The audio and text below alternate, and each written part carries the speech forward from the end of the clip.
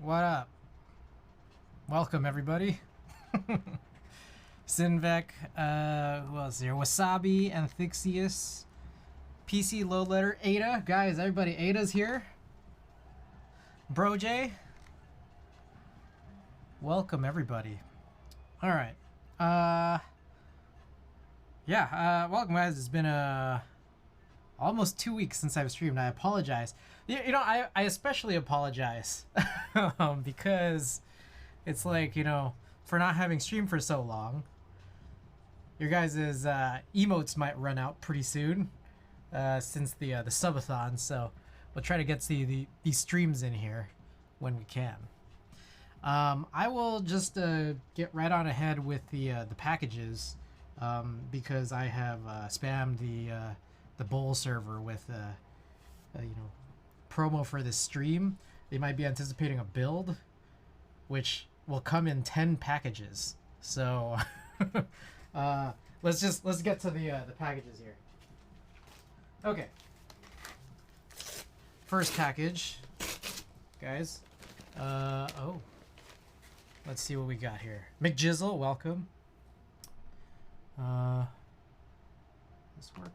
Shoulder, yeah, yes, I love this view here, the shoulder. All right, so we got a package with 2 of these smaller boxes here. The bill is coming in 10 packages. No. I mean, we have to do these 10 packages first before we can get to the build. You gotta open all these up. Ankit, welcome. Ankit, welcome to the stream. Ankit, I watch you sometimes. I lurk. I look through, you know, all of this, you know. I welcome you to the stream. I know that you're a fellow HHKB enjoyer. I think a lot of people in the circle here are HHKB enjoyers, so I just wanted to welcome you here. But welcome guys. Okay, so first package out of 10 is I got these 2 packs of these like tiny silicone O-rings, which is I found these to be, I don't know, moderately useful for running like tray mount builds. So that's what they are. Got 2 packs because I ran through the first bag pretty quickly.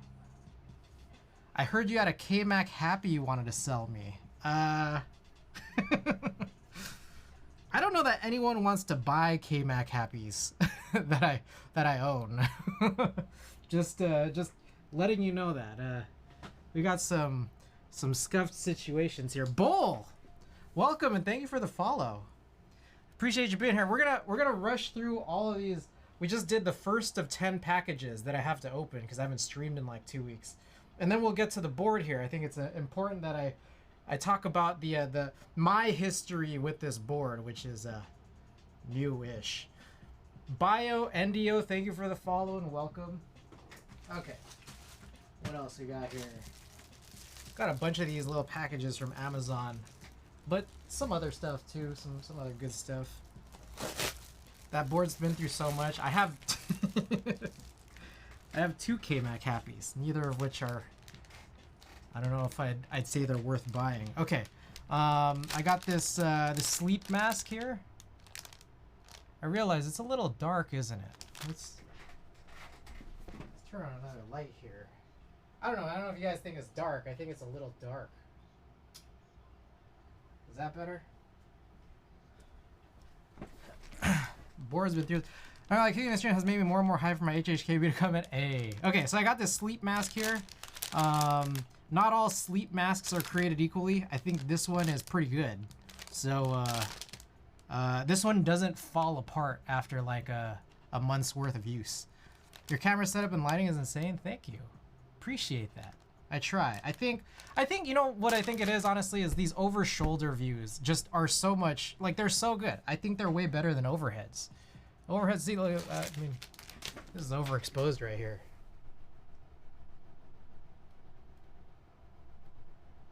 All right. I mean, that's like, it's okay. I just think that this view in particular shows a lot of depth. Hammer Brother, welcome. Brass PP still has a block of brass somewhere in Bull's basement. So I'm gonna have at least a 5x5 grid of 100-watt lights in my future PC room. Okay. Can't wait to see Chris's dense PB. A little bit of effort with regards to production goes a long way. I try. Okay.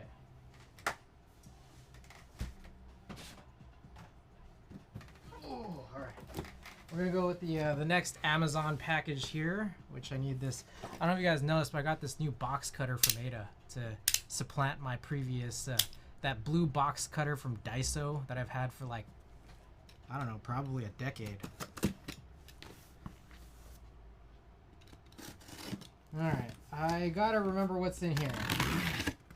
Oh, I know what's in here. All right.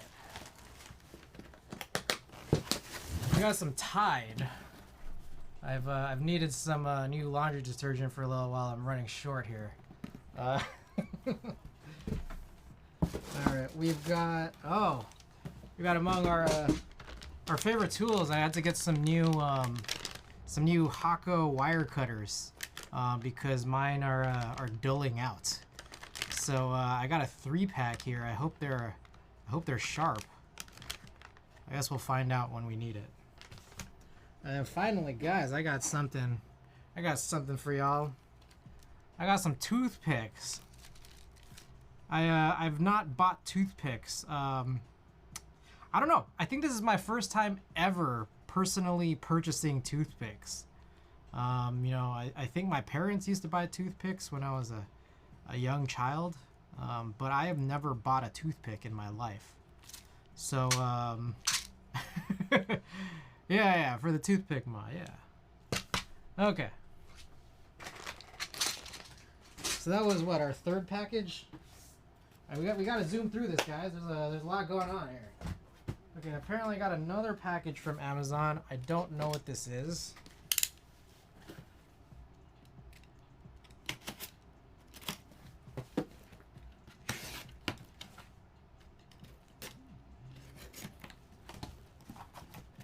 Ah, okay. Well, that was anticlimactic. We got some KN95s. Always got to mask up. All right, toss that to the side there.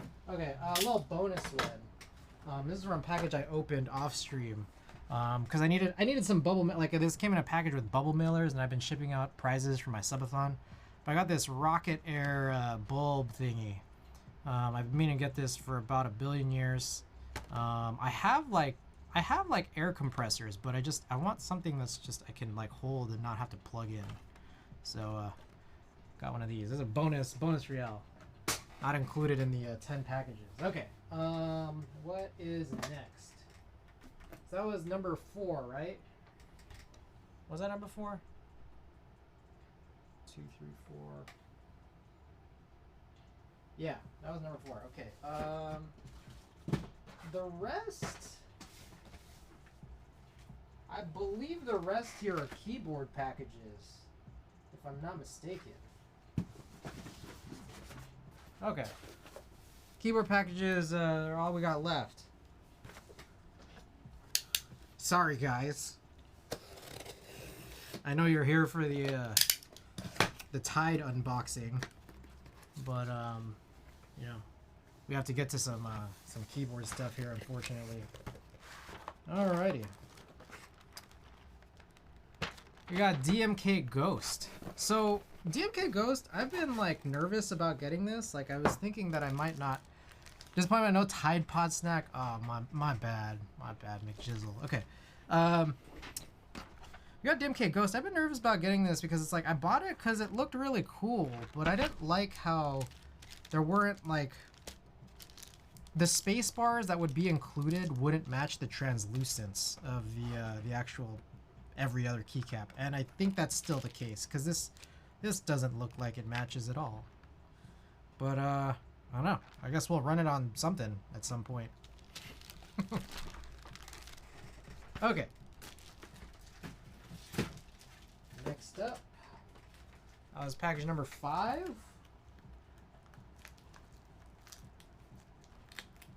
All right, package number 6. Have you seen DMK Rubber? I keep hearing about it, but I don't think I've seen it. you want to link that? Does anyone want to link that? Okay. Package number 6, we got a high chew. And we got a nice little container here. I think it's upside down. Aha. We got, I think this is Rudy. This was the Rudy themed, see if that shows up. Come on now. Come on, you know how to focus. What's going on here? This guy, can you believe this guy not focusing? Let's try this again. There we go. Colk from Archetype. This one is, I think, the Rudy themed one. Pretty nifty. Honestly, again, I think I say this like every time I get one of these in the mail. I think Archetype Colks are among, like, I think they're my favorite modern sculpt of an artisan. I think they're just so cool. Me, I'm a big cephalopod guy, as some of you may know. I've been playing a lot of Splatoon 3, but I guess not nearly as much as some others. Not nearly as much. But I've been trying to get my hours in, you know? I've been trying. Is it gonna work? Squid Gang. Yeah, no, I'm a big squid guy. Okay. Back to this view. Okay, that was number 6, right? Alright, what is next? What are these? Okay, we got some interesting ones. Okay, alright. For those coming in from Bull's Discord, or I don't know, from other Discords, I don't know if you guys have a strong opinion of this. And I'm gonna leave out the names, but I think this is worthwhile to talk about. What if there is someone out there that you don't like for whatever reason? Maybe just philosophical differences out there. Like, say, because we're talking about being in the keyboard community. If there's someone out there you may not agree with, like you don't support or something, but then they have something that you want. Is it supporting them if you try to just still proceed with a transaction? Anyways. Like, I don't know, I close eyes, swipe card. There was, okay, I've been looking for this for a very, very long time, this next item, and I'm really, really excited to have it. I just opened it up, not on camera here, and I'm about to show it. And, you might be able to, I don't know, trace back, but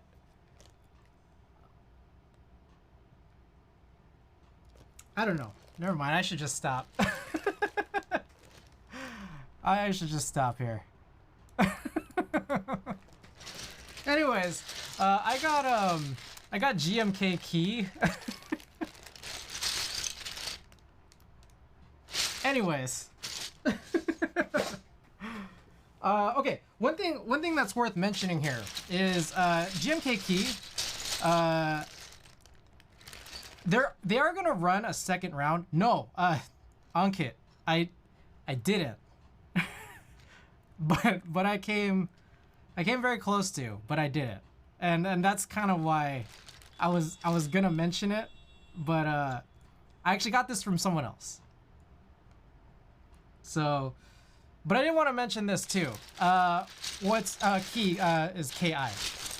One thing I want to mention was that they're running a second round that's slated for November.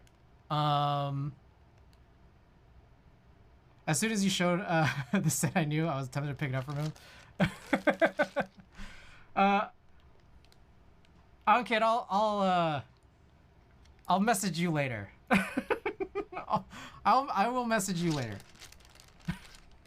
Because I got something to say about the whole GMK key situation. Anyways, So what's really interesting is that GMK Key, he actually announced, Krellbit announced a second round of it, but the part that made me think like, oh man, I still kind of want to get it aftermarket. I'd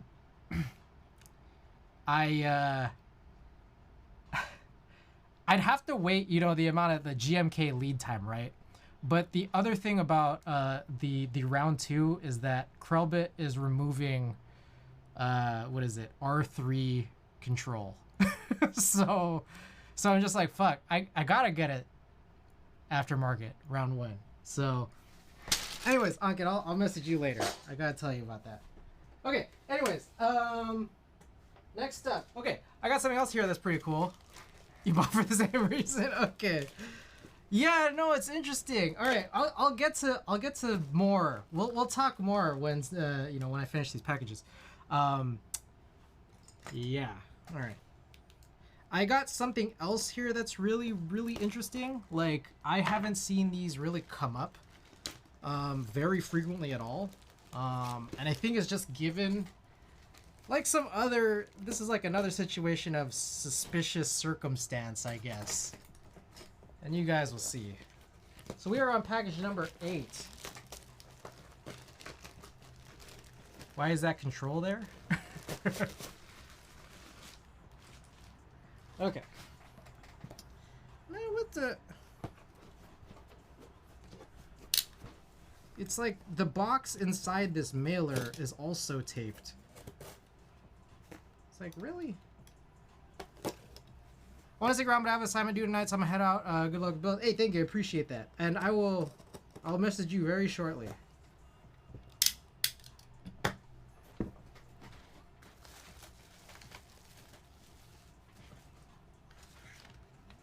Oh, does this say anything suspicious? No. Okay. Okay, I'll just explain what this is, cause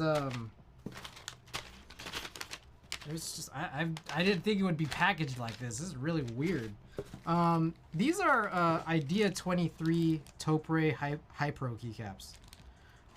And what's really interesting is like they're like Hamon themed. So it's like burgundy alphas and red mods. And so I don't know. I have used I've used Hypro keycaps in the past. And there's a lot of people who really like Hypro Topre keycaps, and what I remember is the very first time I tried it, I didn't own it, and I thought, oh, this is cool. So I went out my way to go and buy like the 108 Hypro or whatever, the 108 UG. This was way back, like probably like 8 years ago or so. And then I bought it and I was using it and I was like, I don't really like this, like after like using it myself. And then now they're like super rare, super crazy expensive. And I'm shocked to see that. Oh, there's like some warping on this. What the? I mean, not much I can do, but that's very weirdly warped. That's not good. Anyways, we'll see how this mounts, I guess. One of the other things too is that in particular, I really don't like uniform spherical caps. So, but I thought these were, and it looks like they're not, because they're distinguished by a row. By the way, all hex, I missed this. McJizzle, thank you for the re-up here. Appreciate that for your 2 months of tier 1. All hex, welcome, and thank you for 14 months of support. What's up? Let's go. You just missed some good stuff here. If you wanted to see here, I got GMK Key, which I opened up a little bit, actually just right before this. Real quick, hold up.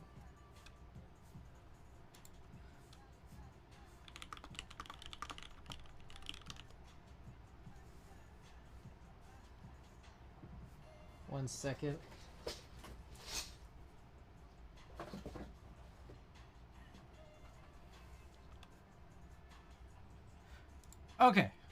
Cool. Anyways, so we got these Idea 23 Hypro Hamon themed blank keycaps. He listed one caveat, but I found at least one more.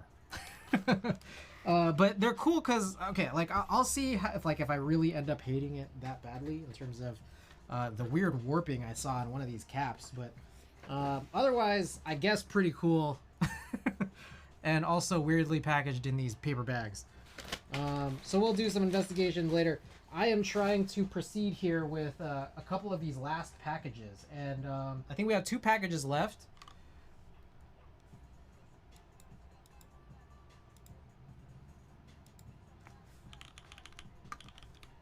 Also, real quick, hold on.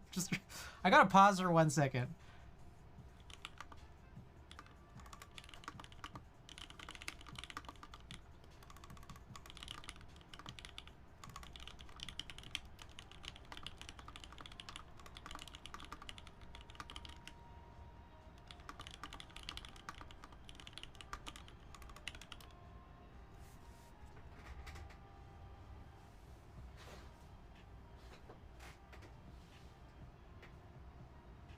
Okay.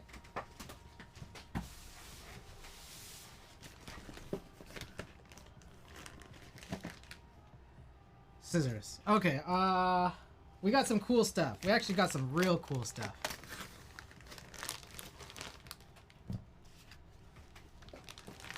Last 2 packages before we run into the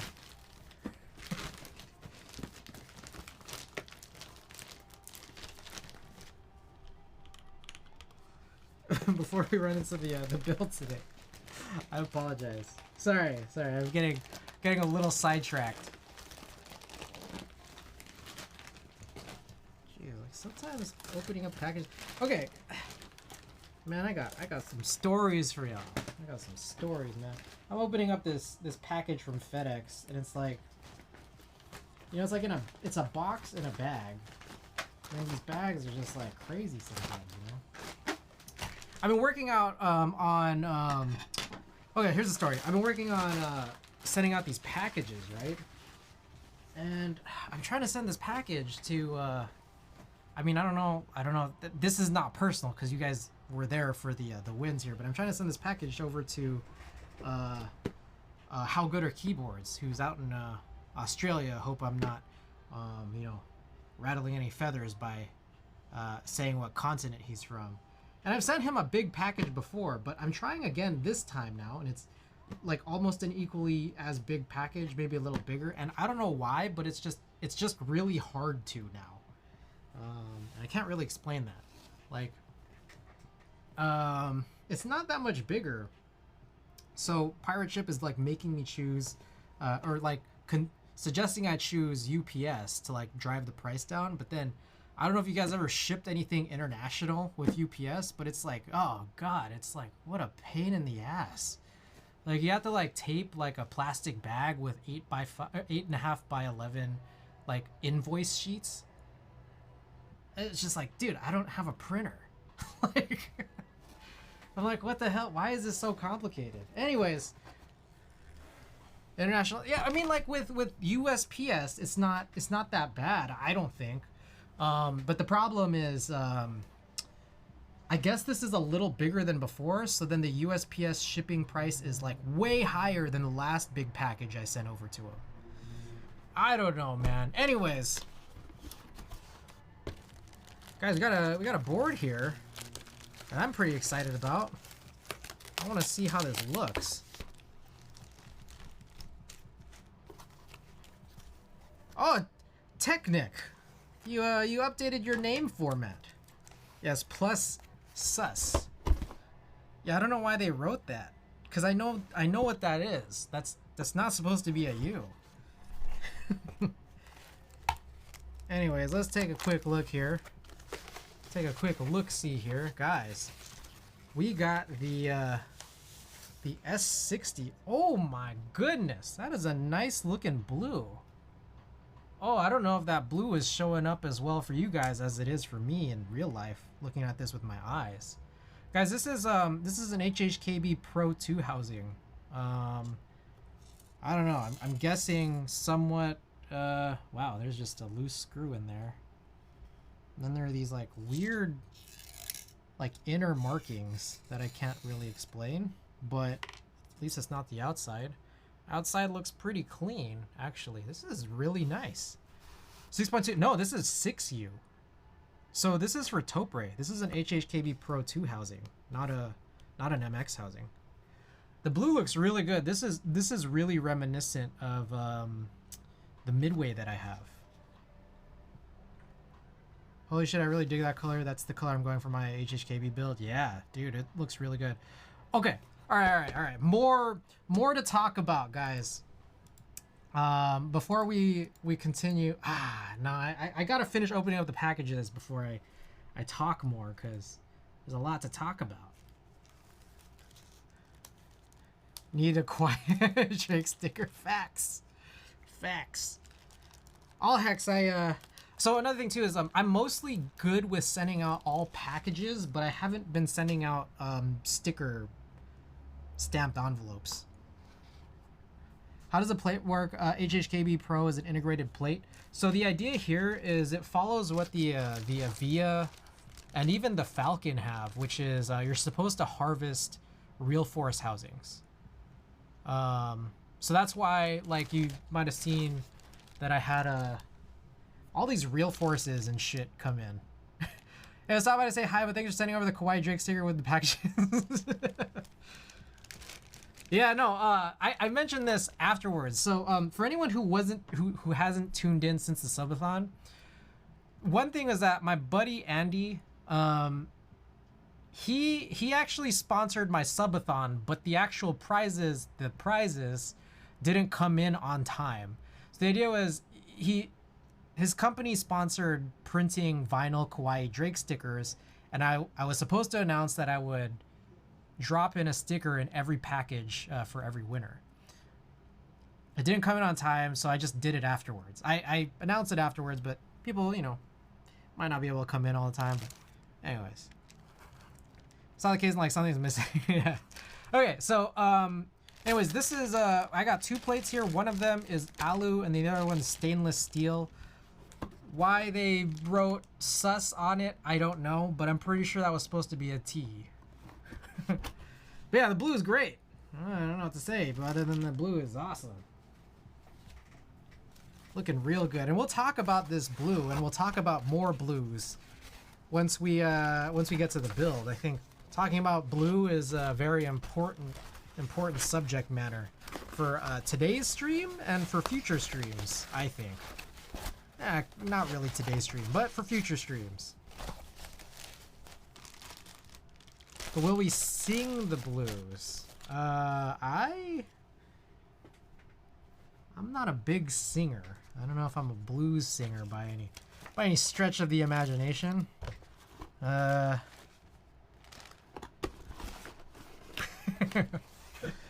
Okay. One last package, guys. Any blues? Oh, I have like, I don't know what classifies as blues. So I guess you could look at my my collection, see if we got anything. Blue Corvettes and blue windows and everything being blue. Oh.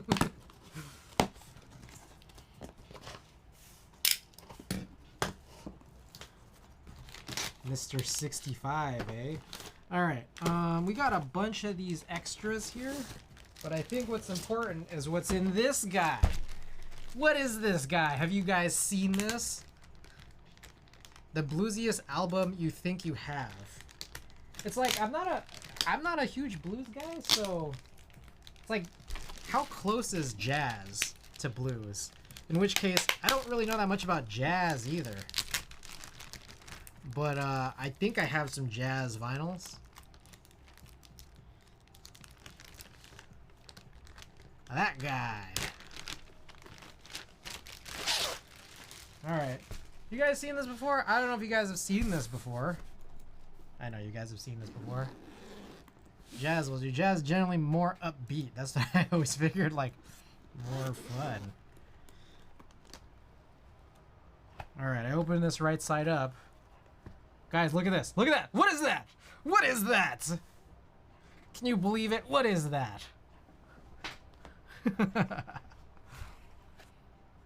Ankit's not here, but I saw Ankit. I saw Ankit had a frog mini stream, but I wasn't able to tune in. What color did Ankit get? Because this blue is crazy. Or I guess purple. This purple is nuts. Working in the back. Right on. Hey.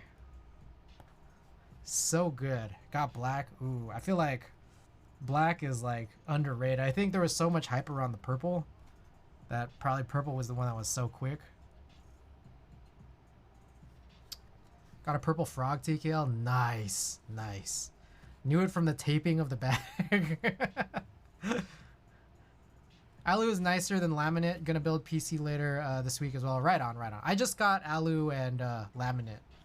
I think everyone was just curious on what laminate was or is.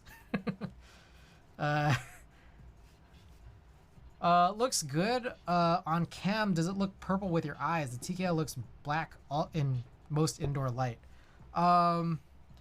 This definitely got a lot of blue in it, but it's purple. Like it's flat out purple. It's not really black.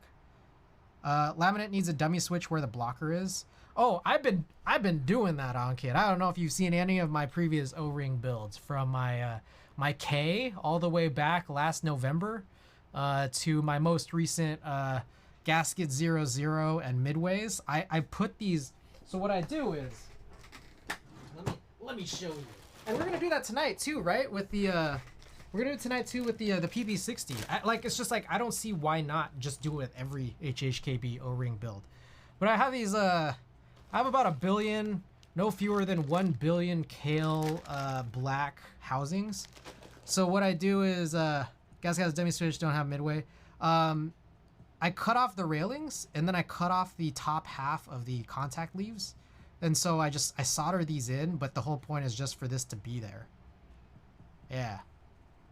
So that's why we need more of these guys, which we opened up a 3-pack of earlier, because this is starting to dull out. I solder in first, then cut off. I see. Yeah. Okay. Yeah, this purple's awesome. It's really, really dark, almost bluish, but not bluish. I want purple to look purple on my desk. The frog just looks boring and black. Ah, I see. So it's like black with a purple flourish. The mounting point for the frog mini is in between the windows and control keys. So yeah, do dummy switch for that as well. I'll do dummy switches all day, because I like, the thing is, I know that the whole purpose is like, I feel like the origins of these like O-rings must have come from having corner switches, you know? So it's like you gotta have something in there if you're doing HHKB. Look at all these extras I bought. This is absurd. So I got 2 spoilers for y'all. So this is the 10th package of the night. We're gonna do this frog mini sometime soon. We're gonna do the S60 sometime soon. But I'm gonna spoil y'all about future packages. Ada also got a frog mini. I recruited Ada to help me like try to get in, make sure I got in on a frog, and I did, and then she also did. So she got a frog mini in red. So we're gonna take a look at that at some point, and we'll build that together. Do you want to build a doll proto, by the way? I'd love to, man. Like I'm in, dude. Whatever it is, like look, anybody ever want to send me an HHKB proto, I will do it. And if you guys give me the opportunity, I will buy it. But you know, it's like I'm just a streamer, you know. Like it's up to y'all, you know. Like I'm just a guy who buys keyboards. All right, next up, real quick, another spoiler. Tomorrow I am getting something I just suddenly got very interested in this past weekend, which has nothing to do with keyboards. But you guys may notice, I don't know how well you guys may notice, but my nails are super long. My nails are super long and I need to cut them. I've been using these shitty nail clippers for years and years. And so I was with Ada this weekend and I was like, you know, I want some new nail clippers. Ada, like I asked Ada, like, can you find me the best nail clippers ever made? Just find me the best nail clippers ever made. And so we were literally sitting around on our phones trying to look up the best nail clippers ever made. What I realized is I think maybe I should stop buying lighters because I have a lighter collection and I don't even use them. Like I don't use lighters for anything. So I have a lighter collection. Maybe I should stop buying lighters and stop having a lighter collection. And maybe I should get a nail clipper collection. I've looked it up. I don't think there is anybody who collects nail clippers on the internet, or at least admits to it. Ada has a set of a nail clipper coming in. I think that's supposed to be coming in on Friday, but I couldn't wait. I ended up buying some nail clippers last night that are supposed to come tomorrow. I've been looking up. There's because they're interesting. It's like you get like nail clippers like from like the whole range.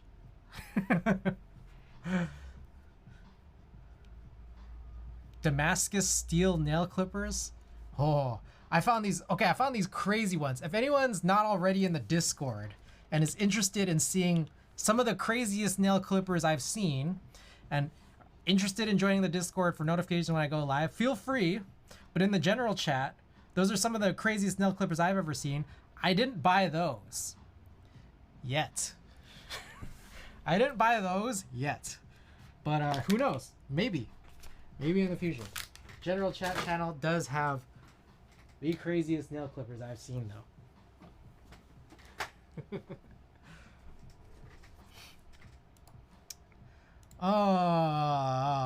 Alrighty. So, let's get to the build, guys.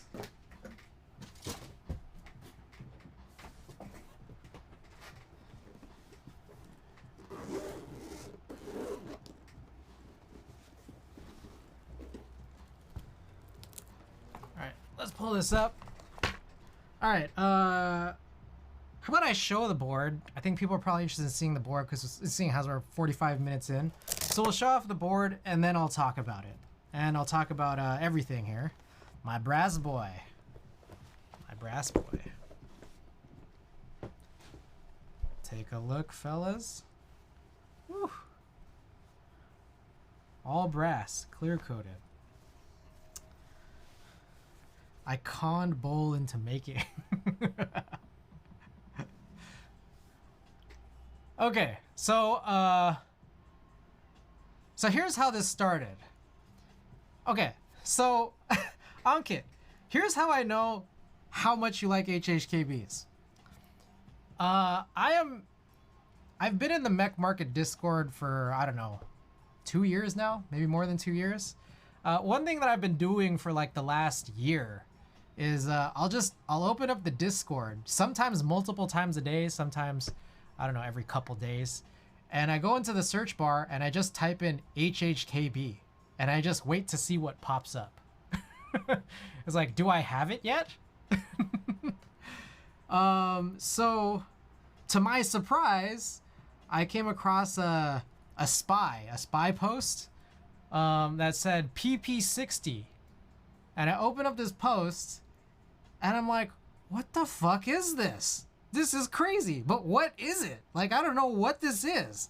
So this guy is selling this all brass board and I'm reading the post and it said something like, selling this, I don't need two, but I needed the weeb weight. And I'm like, I'm still just like trying to figure out like what this is. So I DM the guy and saying like, hey, I'm interested in this, but I have never heard of this. What is this? And the guy, he messages back saying, hey, this is board by this guy named Bowl. Here's the Discord. And then he sends up another PM saying, also, by the way, they're making fun of me for it. But he goes like, they're making fun of me for it, but I had a good laugh too. So, you know. Marcus Ant, welcome. Oh, it's that one. Yes. So I just go and buy it off of him. And I'm like, I don't know anything about this. I joined the Discord. And you know, here I am in the Bull Discord. And I gotta say, Bull, if you're still around here, okay, look at it this way. This is one of the coolest Discords I've been in, because I think just by comparison, the production of, like, or at least the design, and then, you know, the subsequent now production of these boards here, all being like, or at least mostly being HHKB is fantastic. And for the fact that, like, it's a little bit more low key, say for example, than the entirety of the keyboard community knowing like any given vendor. For example, Canon Keys just had the Moment drop this past weekend.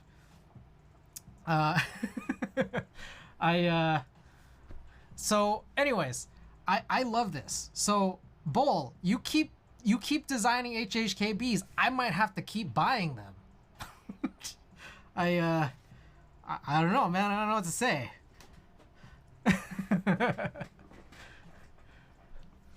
It's crazy. It's crazy.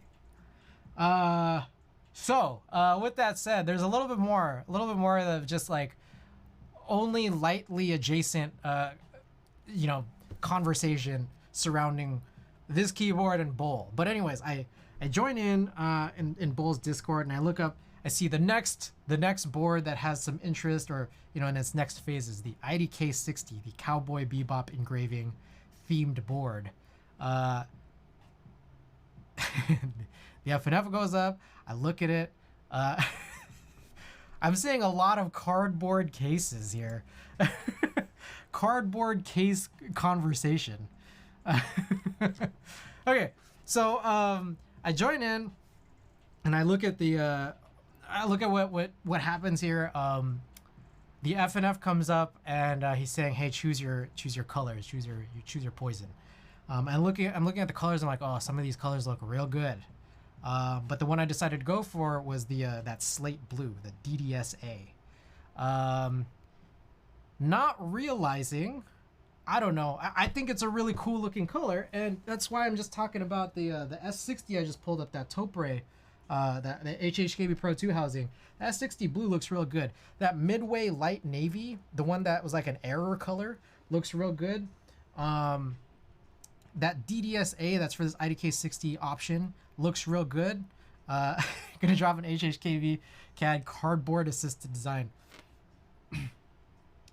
So I go for that, but then I realize the Moment's dropping this month. The Daji, the 6.0, is gonna come out pretty soon. The 6.0. They both also have really, really good looking blue options. But with that said, like, I don't know, it's an interesting conundrum for me. I'm just like, fuck, like, should I just get a bunch of blue boards? Knowing, especially with the 6.0 and for the Moments, they're both like, they're both the less popular color choices, as I understand. So I'm just like, I woke up for the Moment drop, and I realized I didn't need to, because I don't know if they might still be on sale.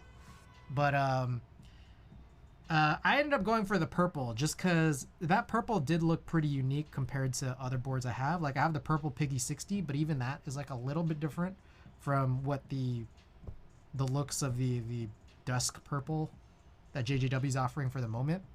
So I went for that. That seems to be the most popular choice. But what's cool is that Canon Keys apparently is letting people change their orders, like, basically until the end of the buy on the 16th. So I might consider changing to the blue. I probably won't, but I might consider changing to the blue. I'm not sure. Meanwhile, the Daji, the 6.0, that one also has a blue option that also looks really good. Granted, the coral is really, really unique, but I don't think personally I like the coral as much as everyone else does. Like, I showed Ada, she loves the coral. I hear about everyone else talking about all hex loves the coral. I think Daiji himself said in the interest check, like coral had more votes than all the other options combined. So I'm just like, I recognize it's a more popular color, but I think for the coral, for me, like I don't like it that much, even though I know it's unique. Like it to me, like personally for me, it looks like someone took a picture of a red board and then washed it out. Like they washed out the photo. That's what the coral looks like to me. I don't know. That's just what I think. So yeah, I'm really interested in that denim blue. So I'm thinking I'm gonna stick. You know, I got the IDK60 in the that slate blue. I think I'm gonna stick with the Moment in purple, and I think I'm gonna go with the denim for the Daiji. But I'll have to see about that. Also, Ankit, I see that list. The thing that I'm glad about is that not all of them seem to have HHKB options, as I understand, or pure HHKB. Like I'm not gonna get on the Minerva. I don't think that the 6.XX also doesn't have an HHKB option. Also, by the way, yes, the 2000 Mini SE. I am recruiting I'm recruiting entries for anyone. For anyone who wants to help me, get in on a 2000 Mini SE slot, let me know. I'm recruiting entries.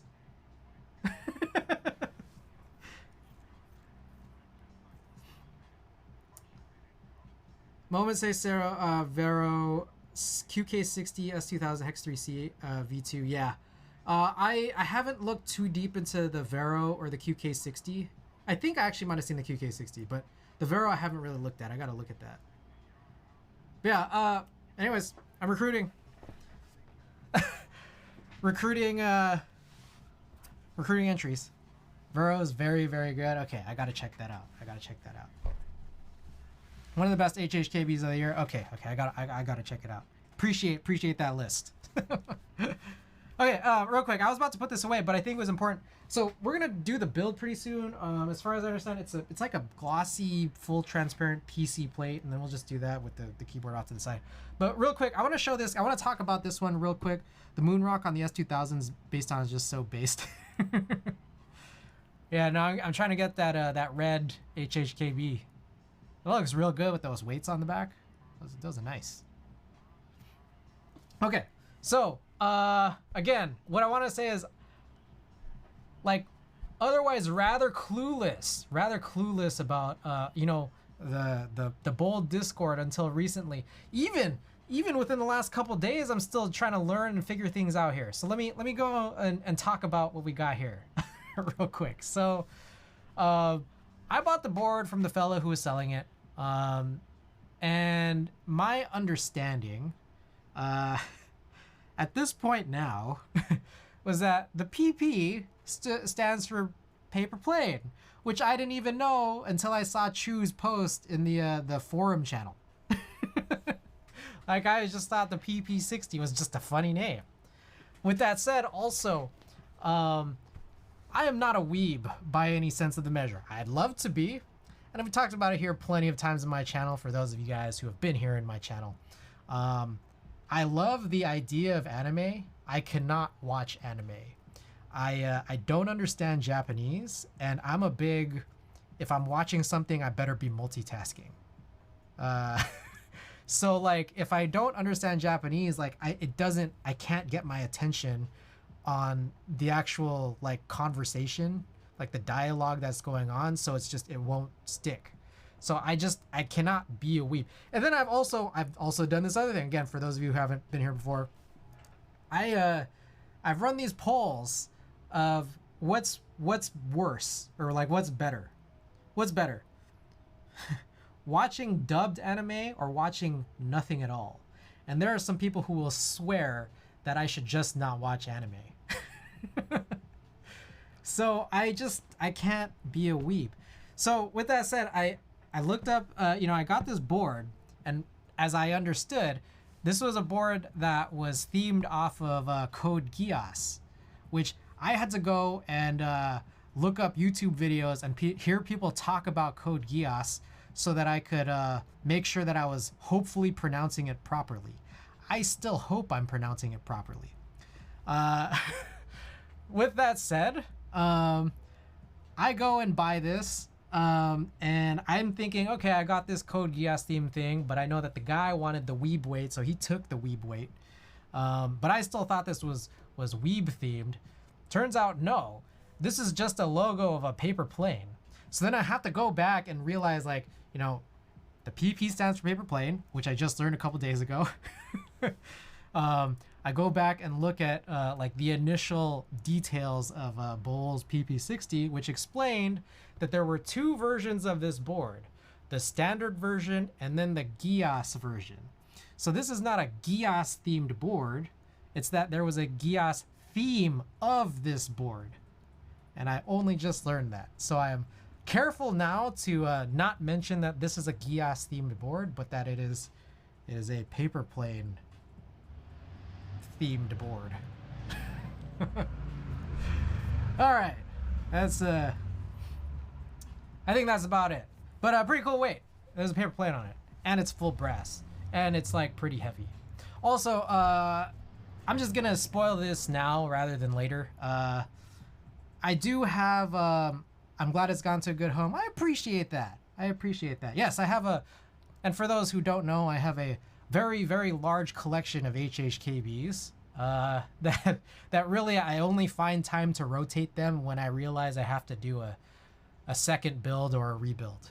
So I'll forever have content because I have boards that I could just rotate through. Okay. Let's get to the build now. So, my spoiler for later on in the stream. I have the gold B-side Studio keycaps, like that key set. B-side Studio was running these cherry profile metal, like alu, like anodized key sets, like a long while back. I do have the gold, so I'm wondering how well it'll match this this full brass here. Hopefully it will. I think that's sitting on a PH60 right now, the Philippine themed board.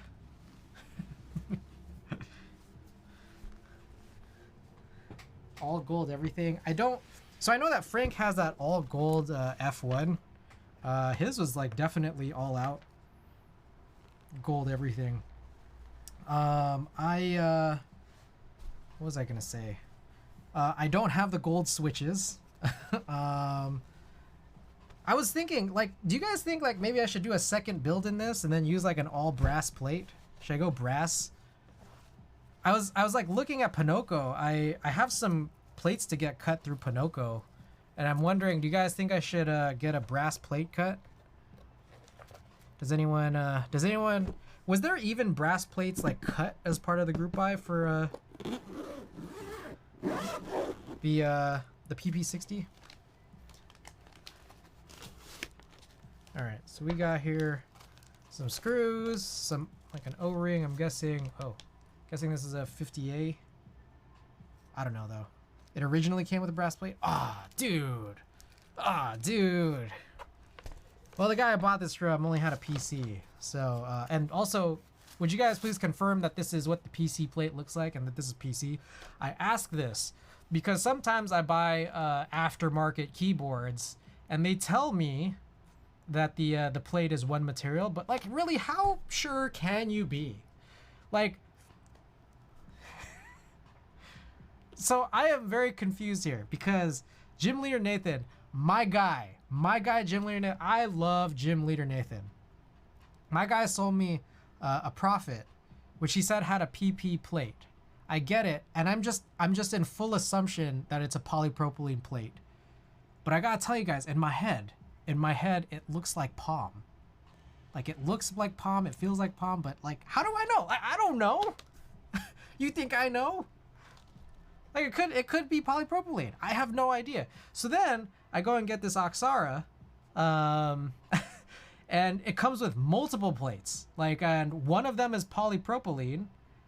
And if I'm gonna guess, it's the one that doesn't look like anything I've ever seen before. But who knows? It could be one of the other materials of plates that was included here. I got no idea. Isn't palm more slippery? That's what I thought, and that's why Like I find that the whatever plate came with the Prophet does feel slippery. Like it does. That time when Jim sells his PP but doesn't later talk about bait and switch. I love Jim. I love Jim Leader Nathan. Jim Leader Nathan's my guy. He's my guy. I just don't know what that plate is. Prophet had PP and nylon as far as I know. My plate is white. It's like white and it's very smooth. So if that's polypropylene, then I don't know what the hell is in this Oxara. Cause this Oxara is like very like matte looking. Like it's really, really, really matte. And like kind of like hazy. It's not like a solid color, but it's almost like a almost opaque but mostly translucent. Okay, so maybe it is polypropylene. I'm just saying it looks and feels like palm.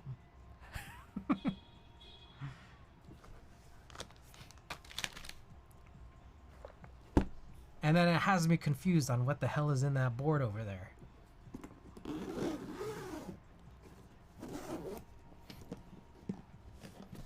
Alrighty.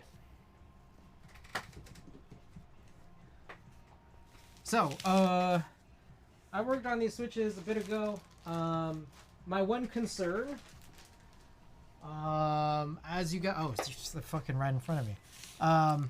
Does it look like a milk jug? I'm pretty sure milk jugs are polypropylene. Yes, yeah, it does. It does. Yeah, so I'm thinking this is a glossy polycarbonate plate for this, but again, how would I know? I'm not a scientician. If you put it in the oven, does it shrink? I'm not gonna put this plate in the oven.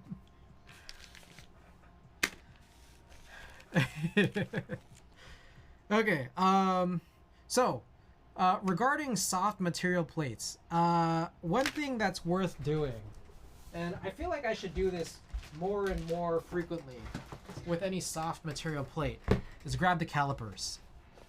What I find really important, and I think is a really important conversation that I think we all need to have, and I think for those of you who have been here before, we've had this conversation together. But there's a funny thing about like when people, I'm gonna go on my rant again. I've been on this rant many a time, so bear with me if you've heard this already. When people say that switches are tight, you're not being descriptive enough. That's what I think. You're not being descriptive enough on what you mean when you say a switch is tight. Like, does that mean it's tight as in like the stem is really tight against the rails on the internals? Or does it mean that the switch is tight fitting into the plate? Or does it mean something else? I don't know what it is you mean when you say a switch is tight. What I do know is that there's a weird thing that's happened over the evolution of the hobby, which is the idea of tightness in the plate has been very, very weird. Way back a bajillion years ago, when Cherry was the only one producing these MX style switches, they all pretty much followed a spec. So what people would do was essentially, I guess this is what they would or could do, was modify the plate and the kerf for the cutouts to accommodate for the tightness of the switches in the plate. So one common thing is that if you're getting laser cut plates, you're gonna want to make that that cutout a lot smaller, not a lot, but a little bit smaller to accommodate for the width that would happen or the width that would be there by virtue of a laser cutting into like a solid material.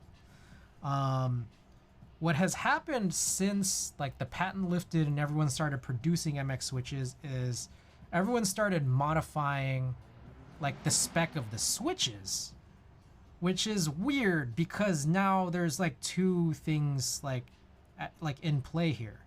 Like depending on how like tight the cutouts are, could potentially adversely be affected by the switches that you use.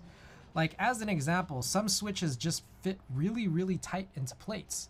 I think like, and my only guess is that like way deep into the design. Like when you look at it in millimeters, fractions of millimeters, some of these might just be a little tiny bit wider, and so they won't fit into plates the same way that other switches will. But if you're modifying plates to begin with, that's where it gets kind of weird. And I think that it's also a weird thing when designers do release plate files and like there's just I don't know, I mean, weird is not, I don't know if weird's the right word.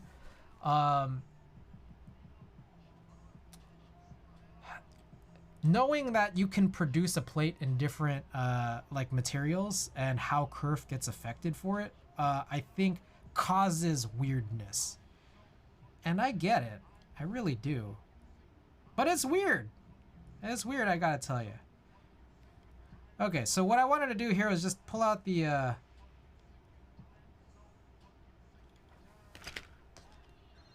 calipers and try to measure how wide some of these cutouts are. If they are anywhere under 14, then like I'm kind of happy. I gotta tell you, I'm a little happy.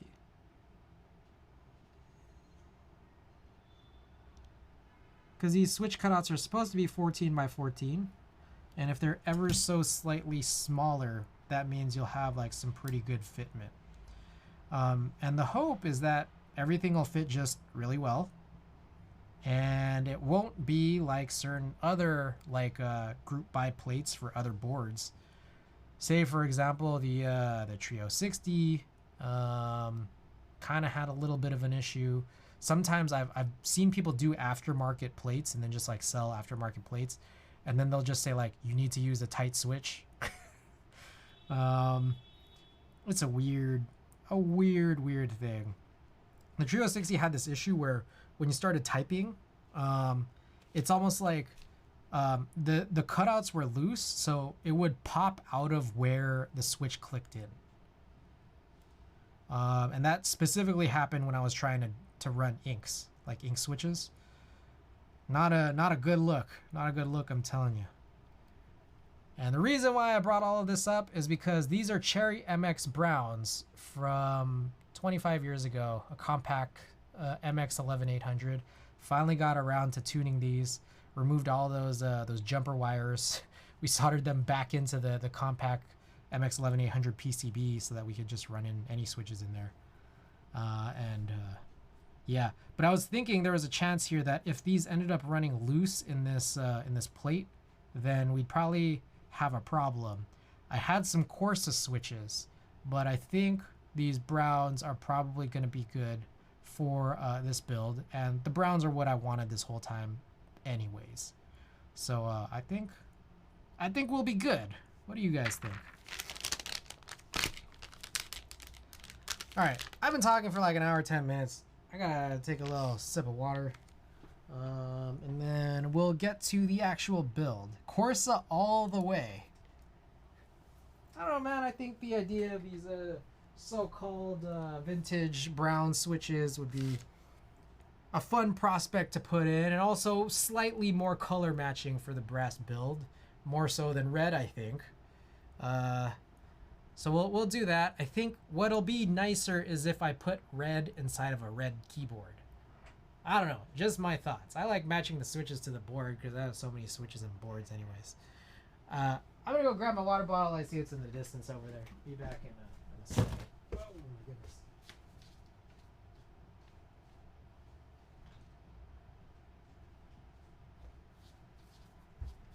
Thank you for the hydrate.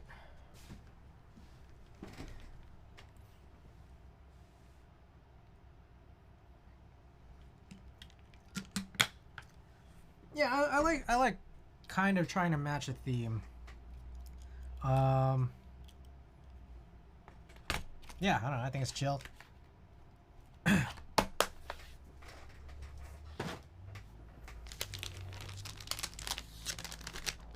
Oh, I definitely 100% did fuck up at least one, maybe two, maybe way more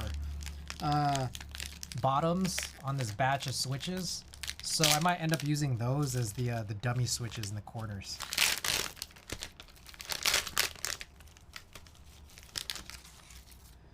Alrighty.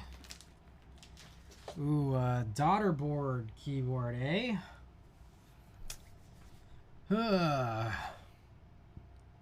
I need to like just have a spare daughterboard here so that I don't have to like finagle my way into figuring this all out. Excuse me. Do I have one?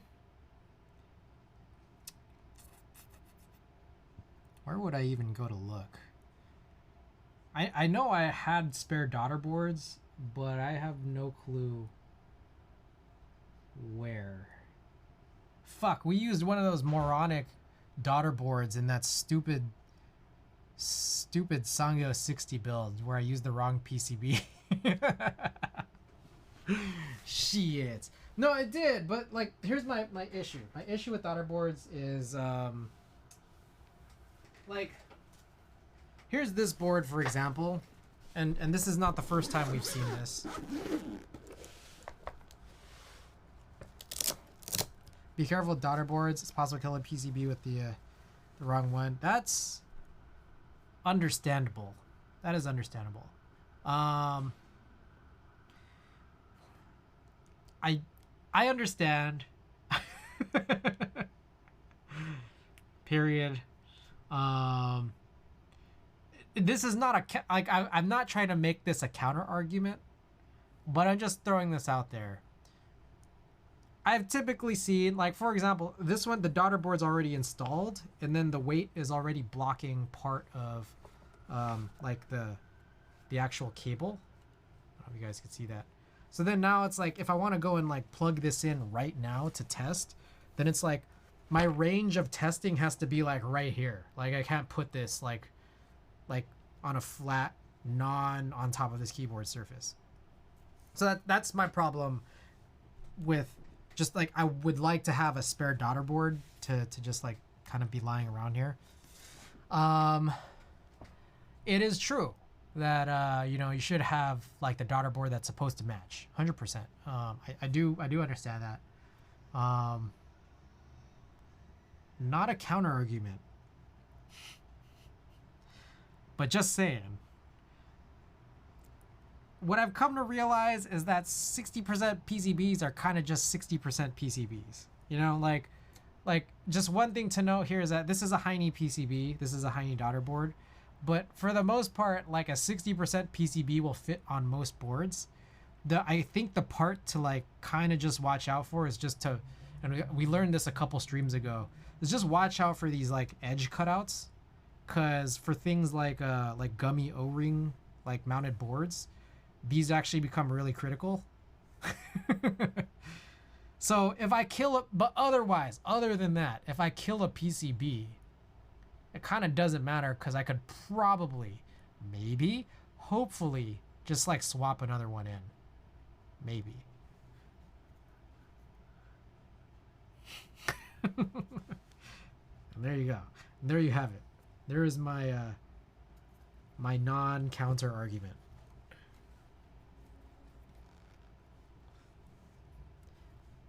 And regardless,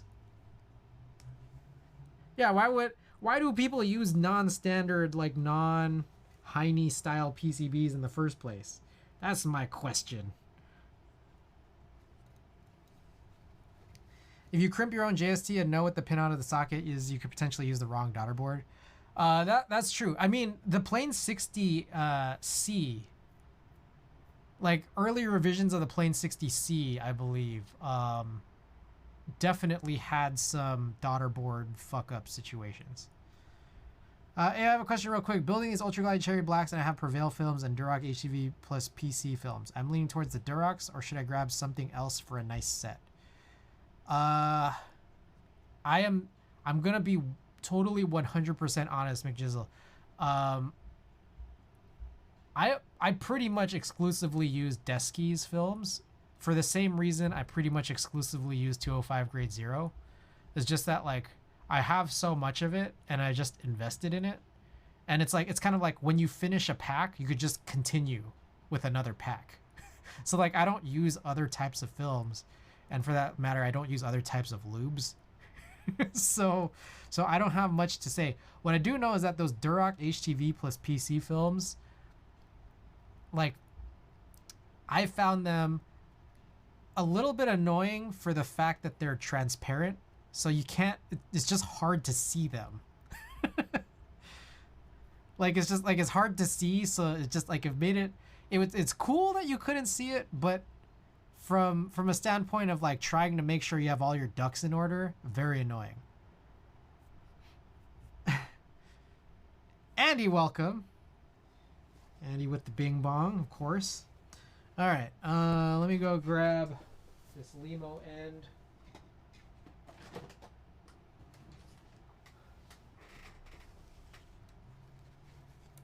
Oh, by the way, I never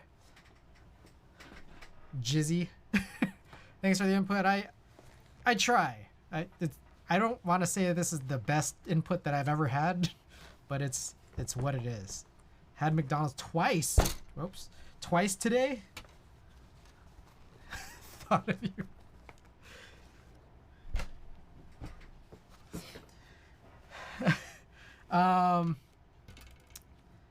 Ankit, I don't know if Ankit's still out there, but I realized there was one end of my story from earlier that I didn't actually finish, which is the reality of you know, me.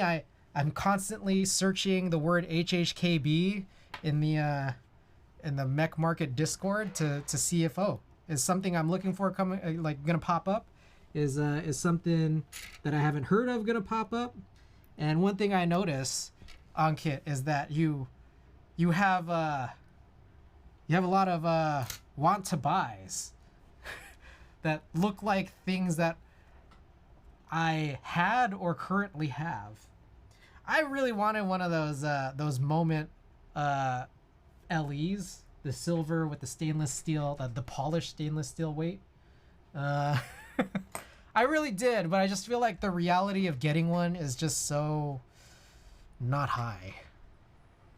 My Moment, dude, I thought I heard something like that. Wait, was it an HHKB specifically? Because I know that some people, oh my God, 700. Oh my God, it was an HHKB, bruh. I saw them just like range from like 900 to like 1500. But even then, those didn't last. But I didn't know, man. You got one for that's 700, man. That's nuts. And it got lost. That's fucked, dude. Like, so what happens there? Like, you're gonna get money from I don't know, the postal service or from what have you? You got your money back? I see. Did the other guy get his money back, like from the postal service? That's so fucked, dude. I'm sorry to hear that.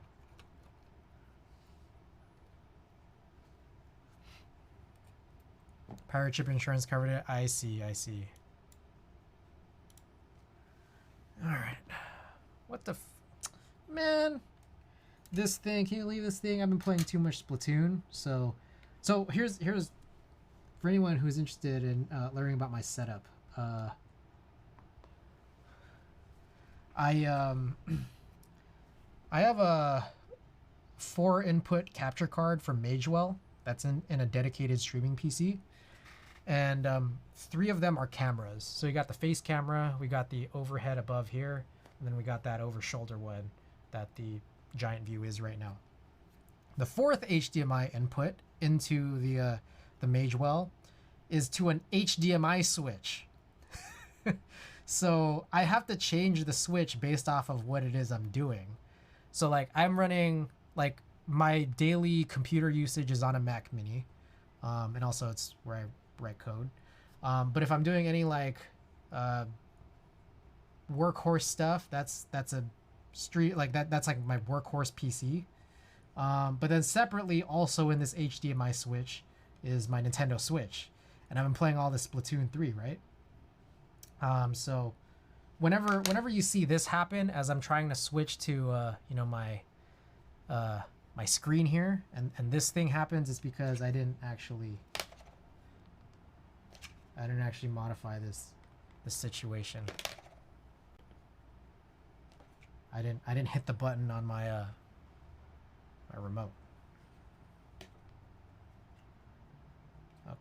think we should be good now. What the? Come on, man.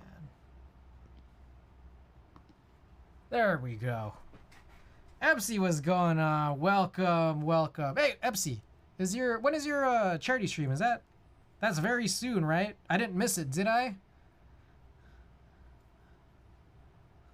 Hey guys, shouts out Epsy. Oh, you know, sick. Yeah, dude, I know all about it, man. I keep up. I try at least. Shouts out Epsy.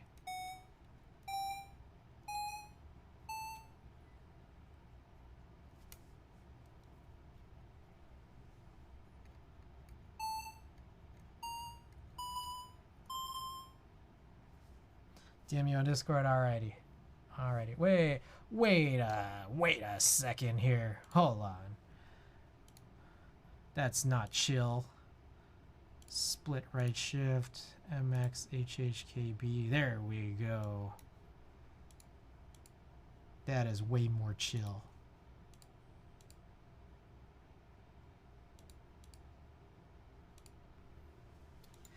Ooh, MC's whoa. This flyer is very intergalactic. Now let's bring this in, guys. Hey, shouts out Epsy. If you don't already know, that is October 9th. Or for those of you where I am, October 8th.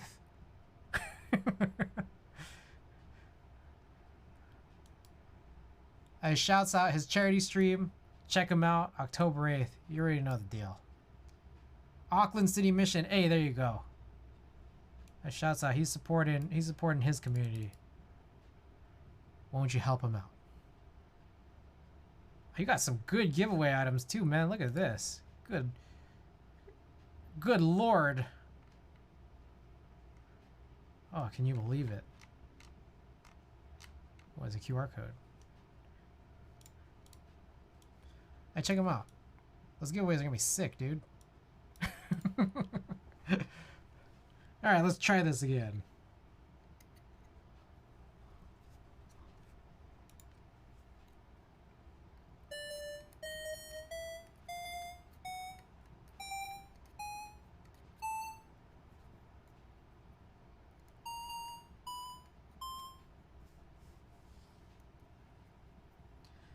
Damn, what's the best way?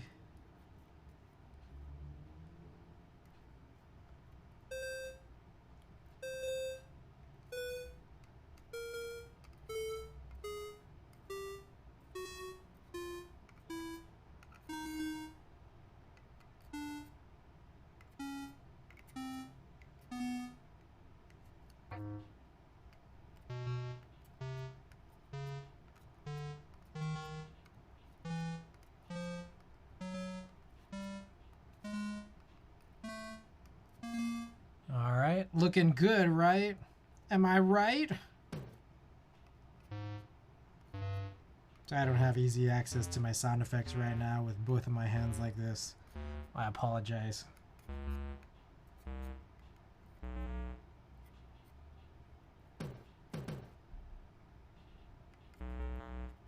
Alrighty.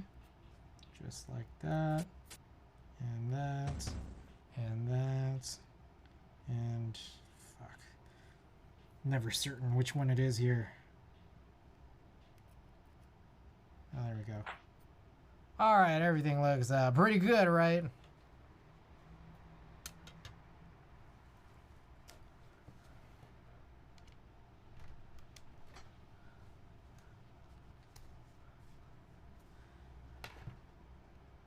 Alright, safely but surely remove this.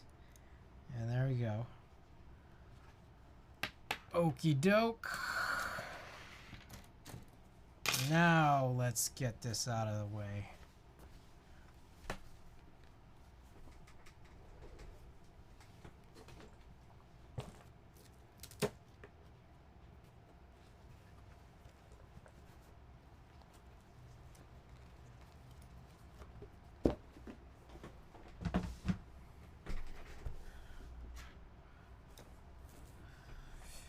Okay, we got some stabilizers to do, and Oh shit, we had a vinyl choice earlier. The bluesiest album I think I have was Sinvex from like an hour ago, and then McJizzle's just done this random.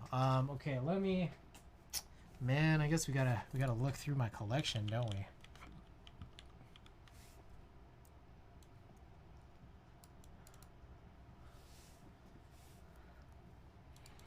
All right.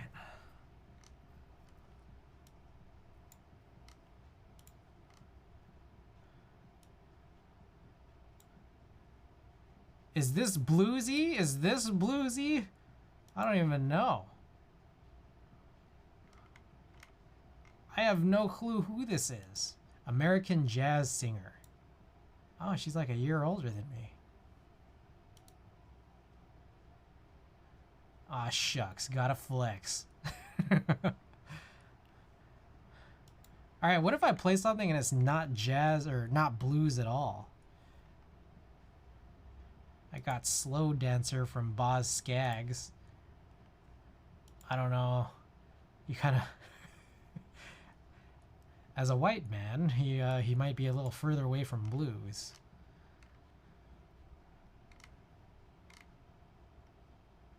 I don't know either. Let's go with it. Closest that I think I have. Okay, let's do this. Cecile McLaurin Salvant. Alrighty.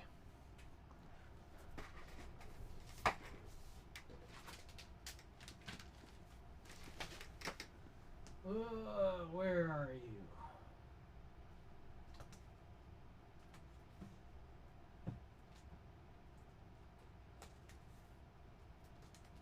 Ooh.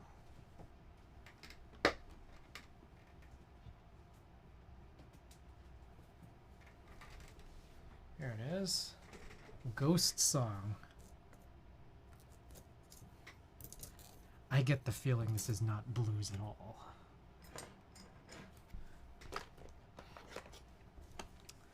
Ada bought this for me.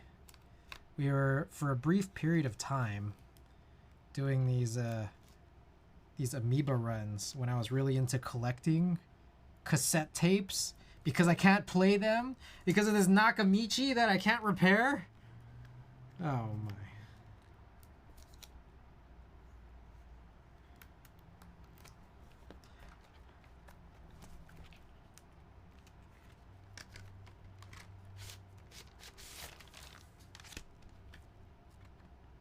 Alright, looks like a single disc.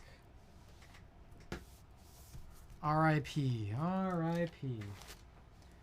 Looks like black vinyl. Get some of this stuff out of the way.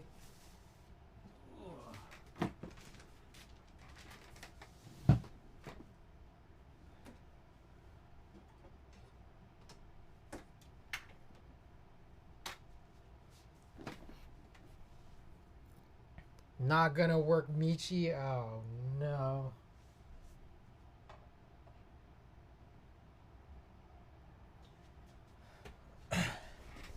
All right.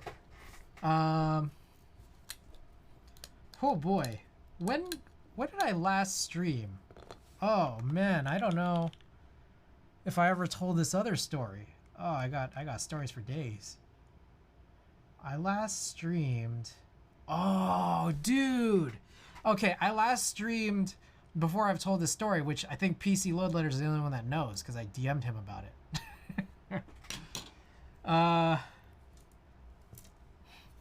We need a story time rug. So, about a week ago, I had this shoot. It was for Kikagaku Moyo, which is a Japanese psychedelic band. Apparently it's their last tour before they go on I don't know, maybe it's a breakup, maybe it's a hiatus. I don't know. I didn't know much about them before I got the actual show, but good band, great band. Doing this show, this is my second show working with the Z62 mirrorless, which is what's above me. I've been running the D750 DSLR for stream and for shoots for some time, which now is over there. It's what you're seeing here. We fixed the focus so it doesn't have to do the autofocus thing that we need mirrorless to do when I'm raising stuff up and down for an overhead. And I'm shooting. And I'm just like, dude, this is the second time now, because I last did a shoot at the end of August, and now it's like the end of September. My second shoot with the Z6 II, and I'm shooting, and the Z6 II is great.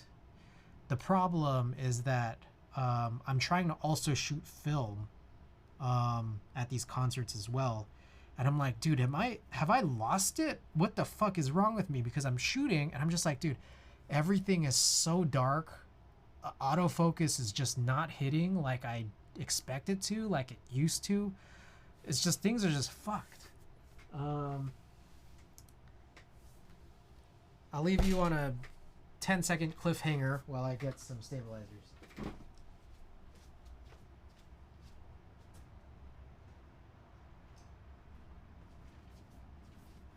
Alright. TX stabilizers, these are going to be especially important for Gummy O-ring, I suppose. Okay, so like I'm shooting like on film. I'm just like, dude, this is fucked. Like everything is just dark, and like I noticed the same exact thing at the end of August too. That shoot I did for Sick, the EDM artist. I'm like, is this just a really poorly lit show? Like, cause other shows I feel like have been badly lit, but it hasn't been this bad. And then I experienced the same exact thing again at this last show with Kikugaku Moyo. And I get through my film, and like the digital stuff is great, but I get through all my film and just like, dude, this is like literally like 3 to 5% of this is usable, where usually I try to aim for like 30% usable. This is like 3 to 5. This is O-ring, do you have to install bottom housings or blockers in the corners? Yeah. We're gonna do that a little bit later. Yes. So it was really bad. Like literally, I think I shot like 100 film shots, and maybe like 3 of them were okay. It's bad. It's bad. So I get my coverage in, and at this point, I'm just like, I'm trying to fiddle around and try to figure out what's going on. Like, did I become a worse photographer? What has happened here? I figured it out. Turns out the lens that I'm using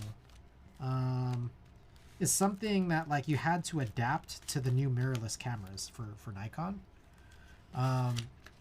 And the adapter that you use is like the official Nikon one, and it's great, except for the fact that it does something really fucky to lenses as soon as you dismount, and then try to use them on other bodies that don't have the same exact type of aperture control. So what does that mean? It means that this lens that I have, which is actually this one that I'm using right now, it's this Nikon 2.8E 70 to 200 lens. So it's just like a really long zoom. The way that it functions with aperture control is something called an electromagnetic diaphragm that DSLRs work with and that mirrorless cameras work with. But the mirrorless implementation with this adapted lens to it basically, like, I don't know, kind of quote unquote breaks it temporarily in a way that won't allow it to work properly on my film camera. There is a workaround I found to like reset it to actually work with the film camera, but it's like a one-time thing. Or not really a one-time thing, but it's like it's just a whole fucked up situation. It essentially requires having to bring a third body into the picture, which is this D750. And it's like, I need 3 bodies for this one lens to work. It's a shame that mechanical aperture control is the biggest barrier for adapting Nikon f-mount lenses to mirrorless systems. Bro, it's like, I don't know how to put this other than like, I really didn't think that this would be this bad of a problem. Like I really just thought it would be okay. Like maybe it was just like pure me being purely naive. But I just really thought it would be fine. Like and that's, I mean, it's interesting. I think overall it's just interesting that Nikon has otherwise a pretty good track record with compatibility. But in this particular case, this is a major fuck up. Changing my VR too? No, there's a couple of things. At least I figured, yeah. So like there's some workarounds. Essentially it's that like I have to reset it prior to going to a concert to shoot. And then I have to shoot all film before I transfer it over to my digital, which is that's weird, man. The other option is I get rid of my Z6 and then just go back to shooting concerts with my D750. I don't like that idea either because the Z6 is really good for shooting concerts. Third option is bring the D750 body just for the purposes of resetting if I have to swap back and forth. But that's a lot of stuff to carry, man. Like that's a lot of added weight. Yeah, and then the fourth option is literally get another 70 to 200. And it's just like, fuck, dude. Like this is so good, but it's expensive, man. It was an investment just getting one. All right, I've been like not doing anything for too long here, so we're gonna like get started for real. Anyways, I explained this whole thing and chalk it up to another one of these, you know. I hope that one day I'll make a YouTube video about this, and I hope it'll be soon. It took me like a year to make that first YouTube video of a type test. Hopefully it'll take me less than that amount of time to produce a YouTube video of this rant.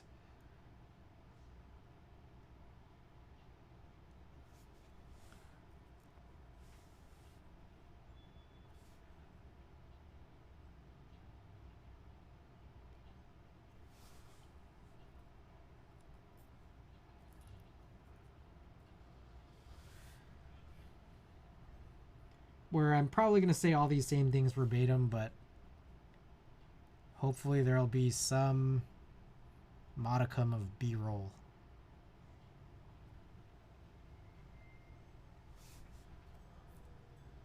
I found one singular other guy on the internet who had this problem. One singular other guy who's shooting with a Nikon film SLR and a Nikon Z mirrorless body, and has shared his experience on the internet. One singular other guy. That dude's sick as fuck. It's like I found him talking about it on a random weird Nikon old forum post. And I'm just like, I try to like register for an account, and it turns out on this Nikon forum, you have to pay the Nikon forum in order to be able to send messages to other people. And this guy, this guy posted this over a year ago. So I'm just like, what? Like, I'm not gonna pay for this. He might not even be checking this. So I'm like, I Google this guy's username. And did I try removing the Z6 battery while the lens is mounted and set to the aperture? Oh, I didn't try that. That feels like a thing that you should not do though. Like, right? Like, oh shit. I wonder what the DSLR does to the lens to reset it. Yeah, no, that's my same exact question. I'm like, what is it actually doing? Like, I'm trying to like find details of, you know, if anyone has any answer to that. I can't find anything.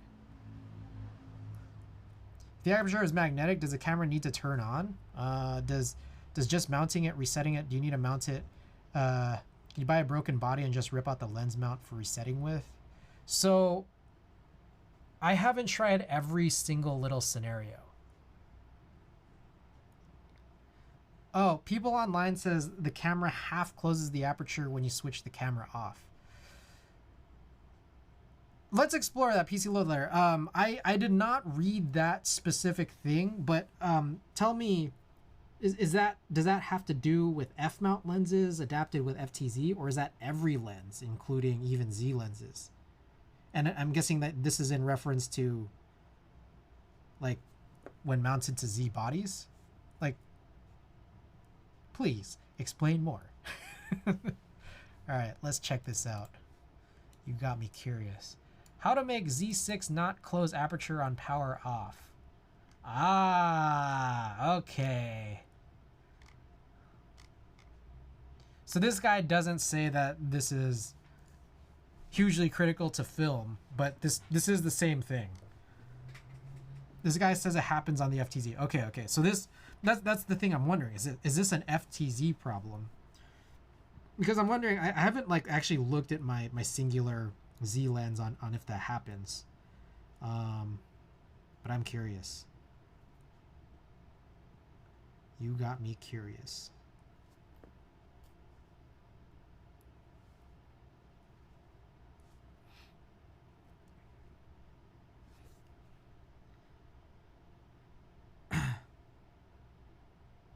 Like, I wonder this guy who's complaining about it on this DP review. I always think it's D preview.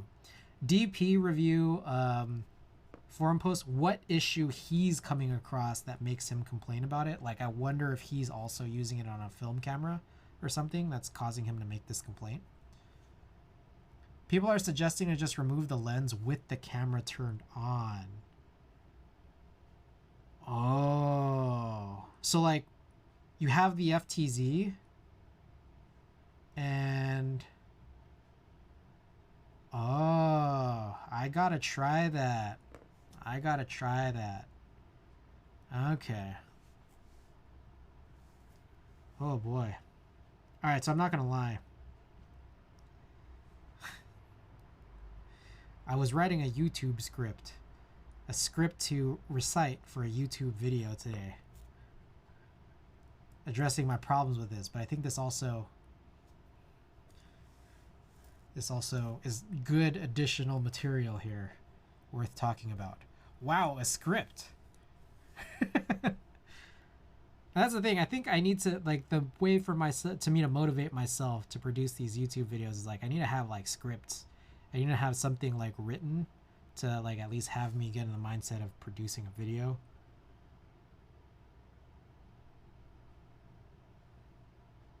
I don't know what order I should go in. What I do know is that there's content I'd like to make that very well might not be like useful videos, but I'd like to have the videos. I think that I could conceivably make content that could be construed as educational and helpful to a very, very, very small amount of people. And I like to be able to produce videos like this. But the thing is, I don't know anything about producing videos other than the one singular type test that I produced. Jesus. Every single TX, man. This is what I hate about oh my god, I'm making a giant mess. Good lord. It's just so tight to click back in. Make a mess everywhere, especially using BDZ. Jeez Louise. But yeah, Zero, welcome.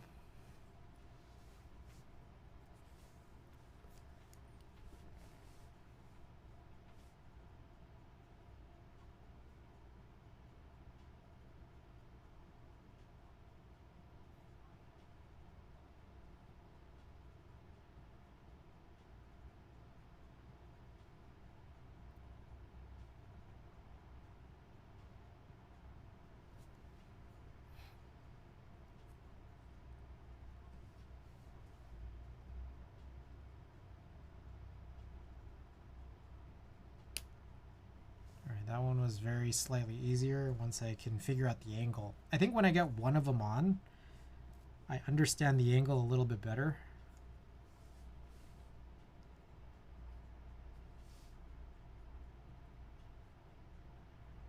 And then the second one becomes a little easier to put on. Stiletto, L-O-L-O. Welcome. Hey, shouts out to everyone, including Stiletto.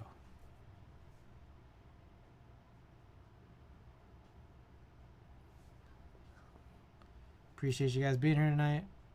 We are slowly getting through this pp60 build. Shouts out to everybody.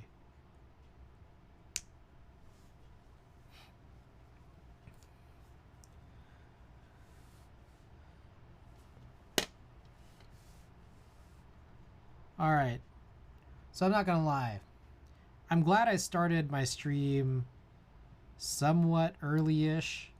We are almost 2 hours in and just doing stabilizers. Hopefully this won't run long because a couple of reasons. I have to get up early tomorrow, and also I need to fill my gas tank before tomorrow.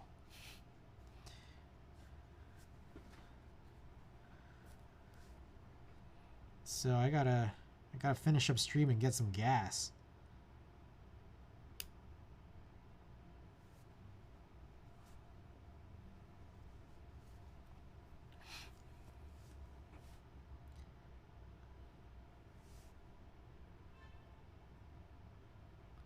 Someone actually scheduled an 8:30 meeting. Can't believe this. Someone actually scheduled an 8:30 meeting last Friday too, and I just missed it. And then I don't know, I didn't get in trouble. But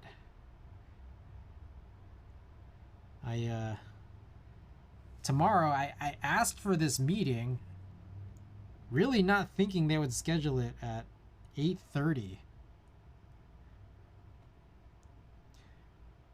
Crying in $7 per gallon tears.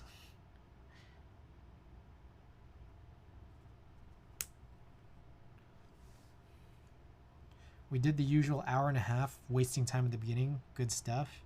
Yeah, the usual. So, just about par for the course, really.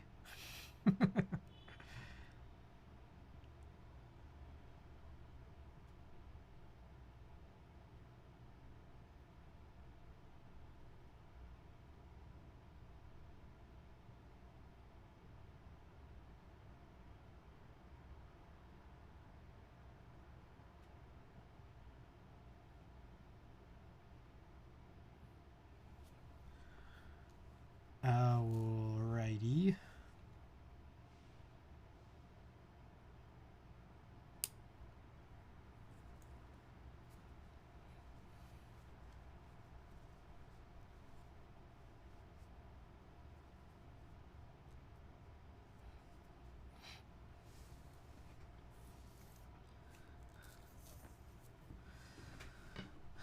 It's kind of really strange sick though. Vibes are chilling, not rushed. Just came back enjoying keyboard and chatting. Hey, I appreciate your kind words.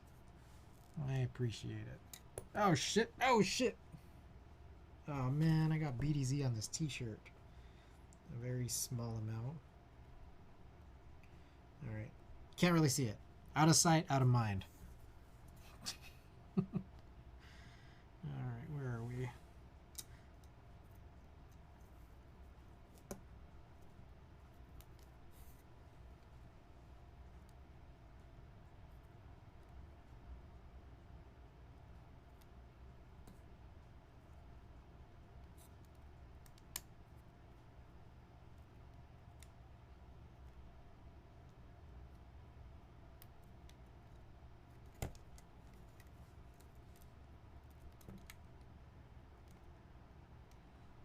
I can't wait till my nail clipper comes in tomorrow. It's gonna be so sick. But I guess I can't use it until I stream next. So maybe I'll try to get a stream in on Wednesday or something. so I could open up that that nail clipper on stream. Not gonna lie, the one in the Discord chat looks nice. It looks crazy, right?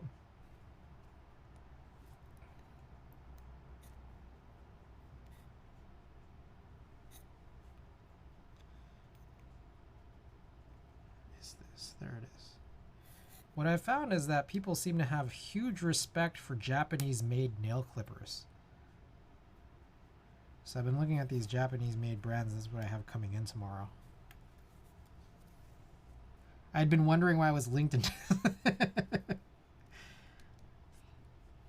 Yeah, I realized I gave no context. For me, I had all the context, so it made sense to me. Felt like that was all that mattered. At the time, at least.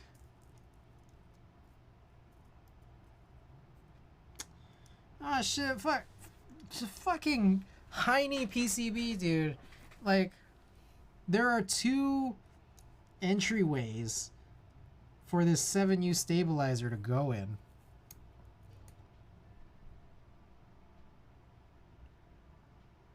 Because it tries doing that that split space thing that's not even 313.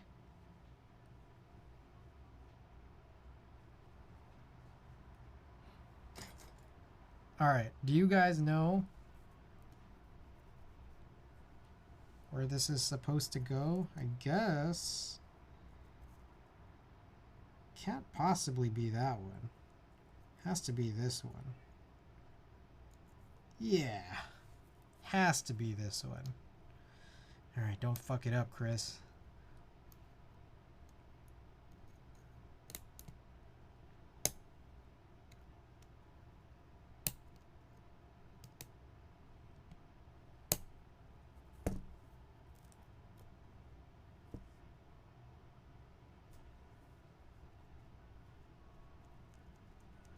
As an FYI, this is my work mat, but I've been running it for like 2 weeks now.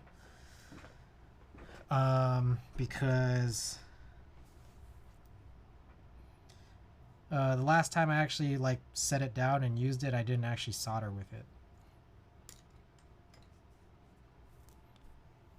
So we're not gonna have to even change anything out for this.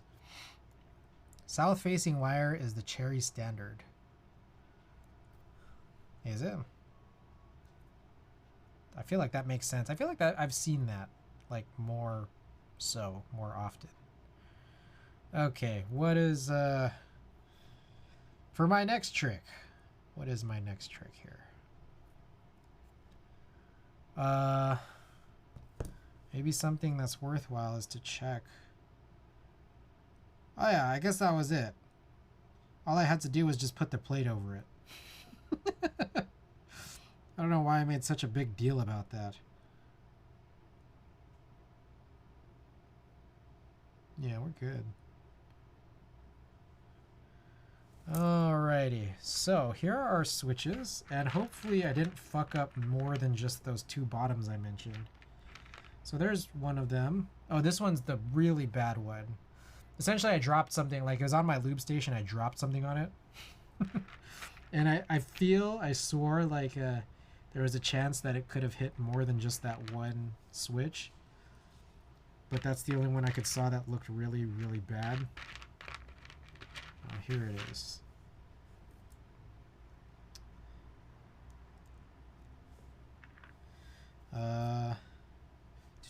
We need plate forks. Because this is a flexi boy.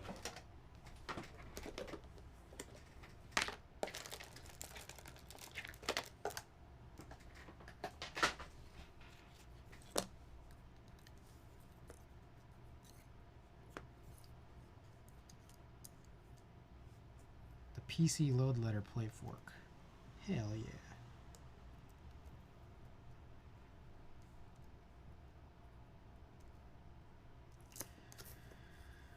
Okay.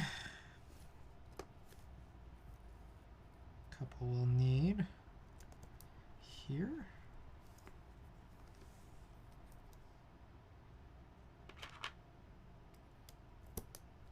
Here.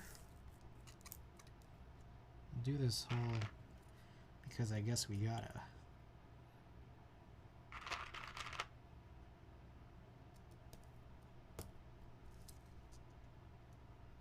I'm doing all of these one by one up until we get to the part where it's all one unit.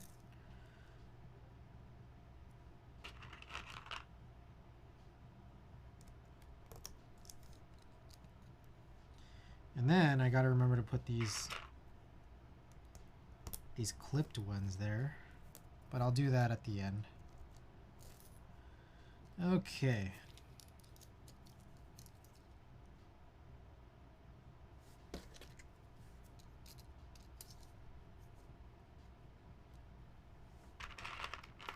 More than one. So you guys want to see what I'm doing here with my more than one.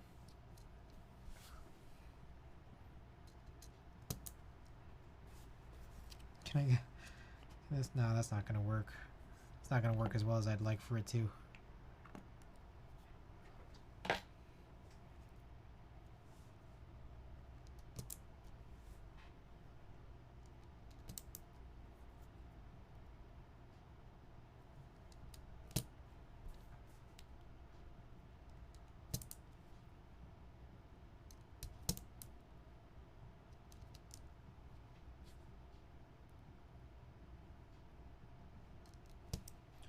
Alright, so for those of you who might not have seen it, these brown switches came from a roughly 20 to 25-ish year old Compaq MX11800, and that board with these switches have jumper wires. So it's an extra 2 small joints that you have to desolder per switch. So it's double desoldering per switch. And then on top of that, you have to crack all of them open and remove the jumper wire. Which, I don't know, I suppose can be a little cumbersome.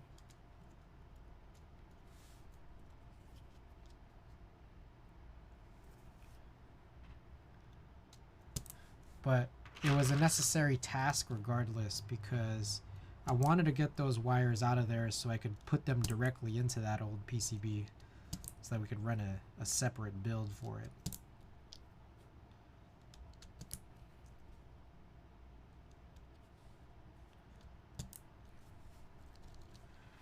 And then meanwhile, while everything was broken down, I felt was my cue to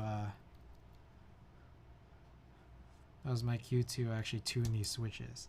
Key Circle, what's going on? Welcome, welcome.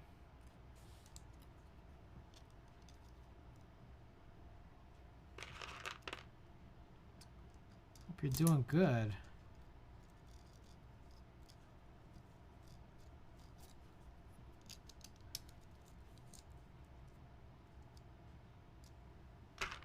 pp60, hell yeah.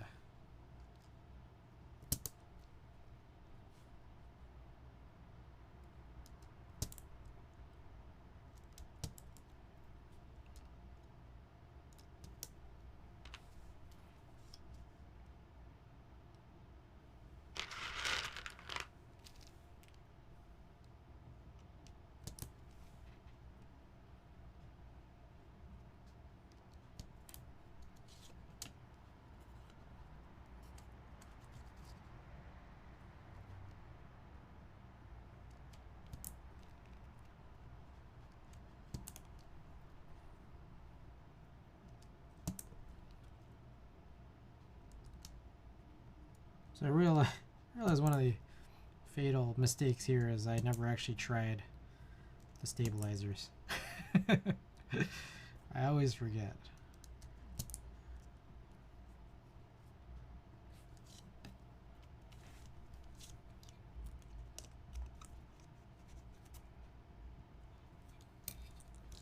I have 3 forks, gonna use all 3 forks. Yeah, there you go. I feel like I need to make you a wider plate fork. I mean... Do you? I feel like, I get the use of 4. It's like a good amount before it gets like too much.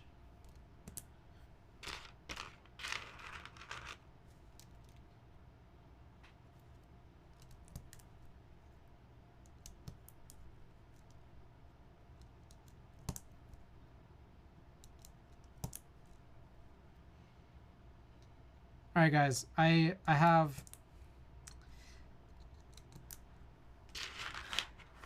I can no longer keep this a secret. I want to show you guys something real quick.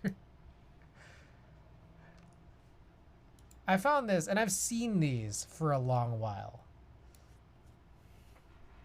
Look at this. I've seen these for a long while. So this is on Pimp My Keyboard, the SP-based company. I found somebody on like Keeb Talk who showed how like it works. And this intrigues me. This intrigues me in a way because it's not a screw-in blocker. You still need a dummy switch. You need a dummy switch that's been like modified. Like I think you'd have to do the same thing where it's like you cut off the contact points, or you just have to like map that key to something that's like not going to be used. So I'm just going to throw it out there. You guys may like to anticipate at some point in the distant future a TKL build that might not be a TKL.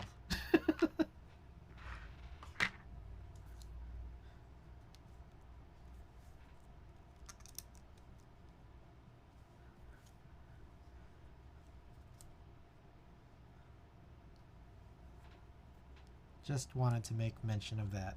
All right, so man has too much time for this. All right, let's take a look. So this guy right here is completely bent out of shape. Let's see if I can get that focus to work again. Come on, dude. I didn't do anything to move the focus point. Why does it just move itself? Here, will this work? Still no? All right, hold up. Hold up. Hold up just 1 second.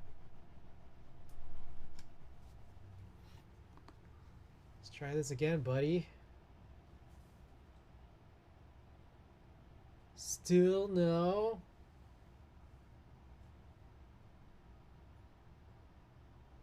Come on.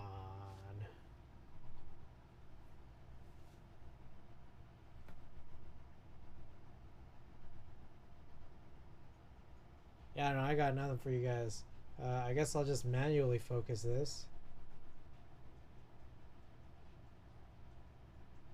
So that guy is completely bent out of shape. So the goal here is I will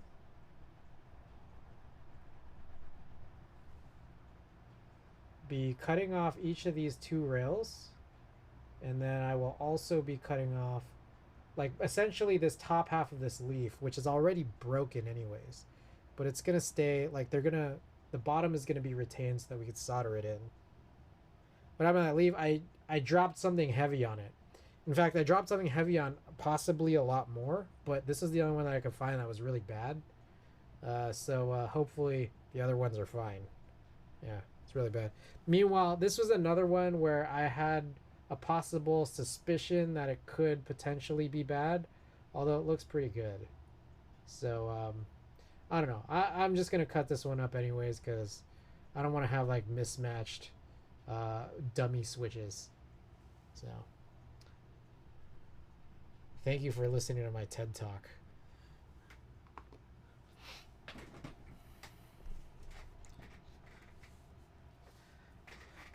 Yeah, the first time I took about switches and put the top housing on backwards. Yeah, it happens. I get it. Getting ready for bed. Okay, so here's what I'll do. I'm going to do this underneath the desk so it doesn't pop up into my eyes because I'm too lazy to get some goggles. Okay. Alright, so that railing is mostly cut, but I think I missed a little bit. Come on. Ooh, I felt it hit my leg. Alright, so we cut the railings. Now next up, for my next trick, I think I'm gonna grab those new ones and see if they're any sharper. Maybe we can retire that.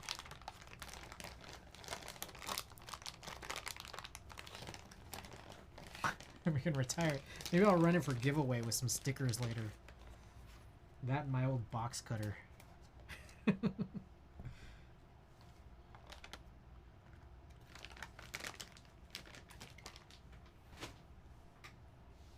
Junk giveaways.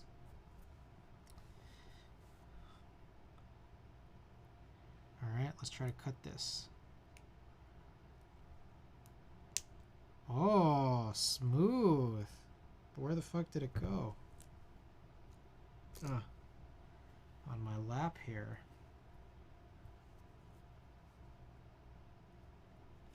Alrighty. Yeah, this is a lot nicer. A lot nicer. That's a smooth cut.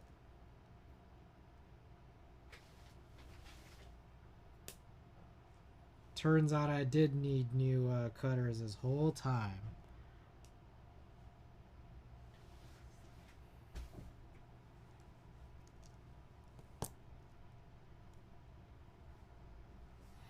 All right.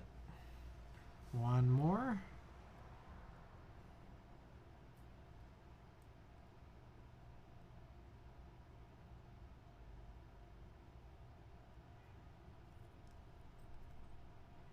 That off.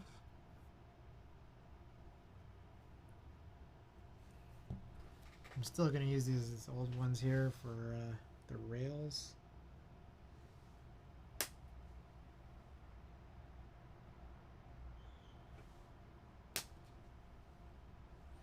Real good. And then finally clip that off and we are good. Oh yeah.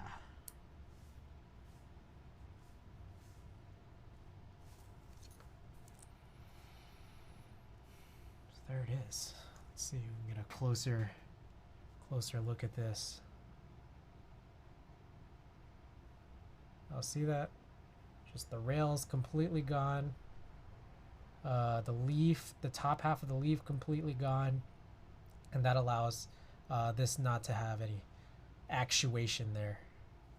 So real good, real good.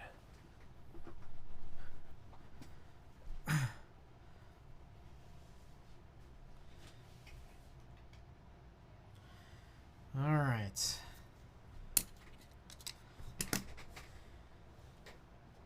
For my next trick, we never tried these stabilized keys.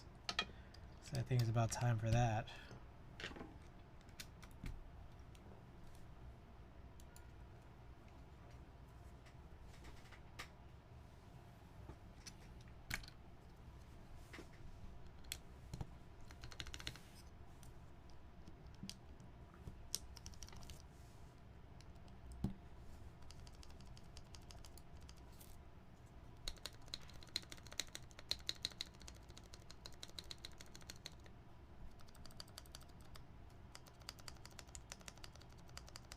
Sounds good to me.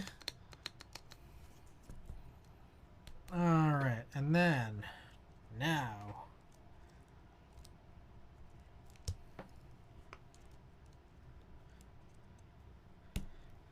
I gotta use my eagle eyes, make sure that all the legs went through the holes. And of course, I will probably fail at this, as I usually do. Yes, my eagle eyes.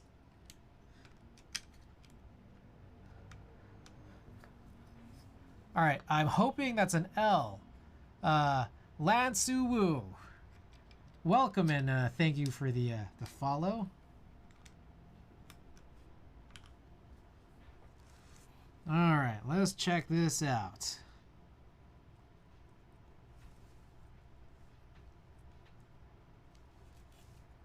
Maybe one way is I gotta stop looking at it straight on because that usually is not that helpful. I gotta look at it sideways. What up? What up, gang? Oh, I found a bent pin. Ho ho.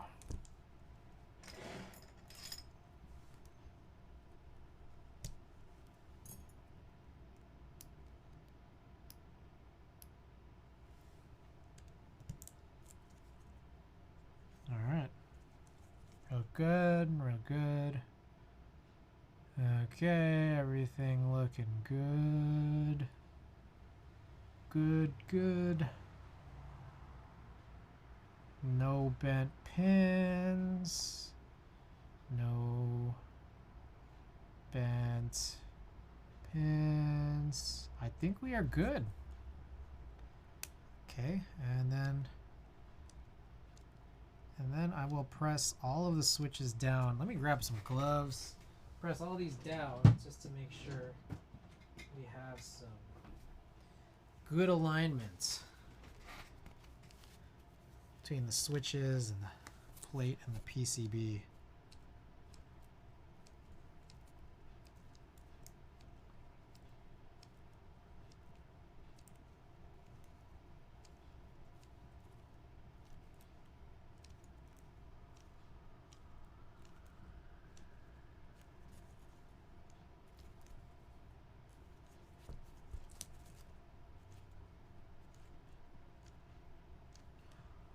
Ooh.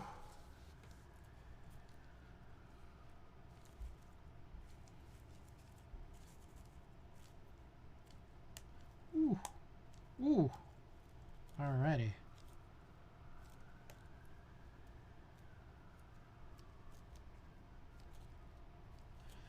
Okay. I think this is good now. One more quick pass through. Oh, whoa, hold up. We almost forgot to put those little shims.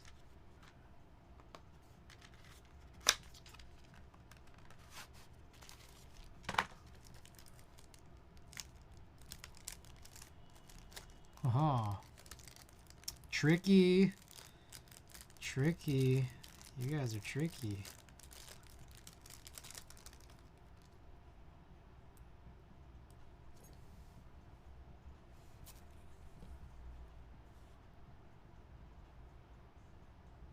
I think my nails are too long.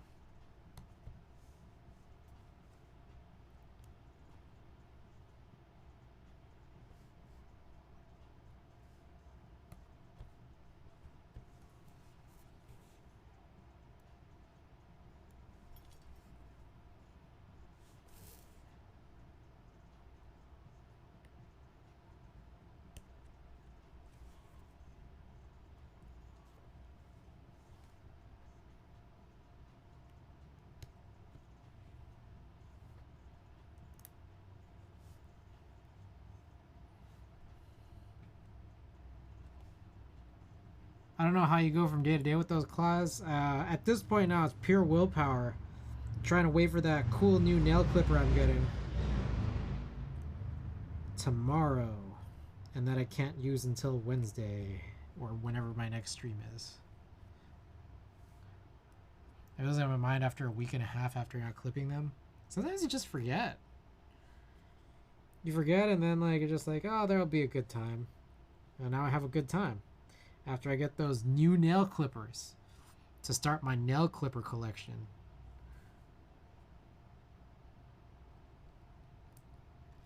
Let me know if you guys find anyone who collects nail clippers, because a quick cursory Google search makes me believe there's no one who just like has like you know, nice boutique nail clippers.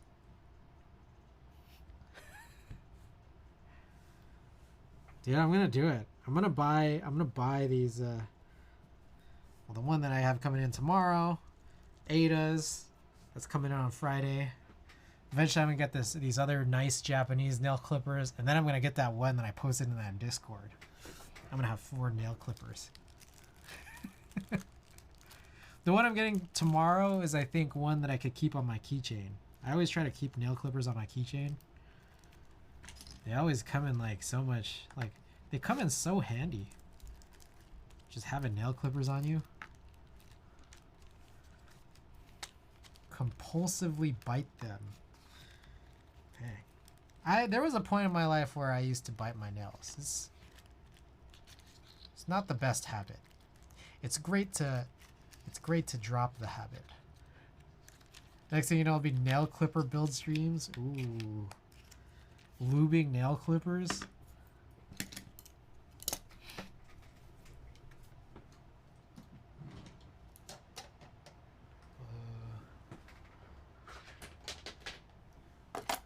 Filing nail clippers.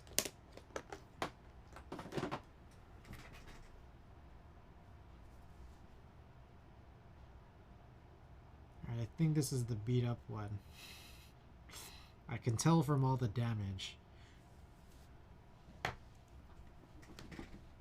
Oh shit, I never played the vinyl.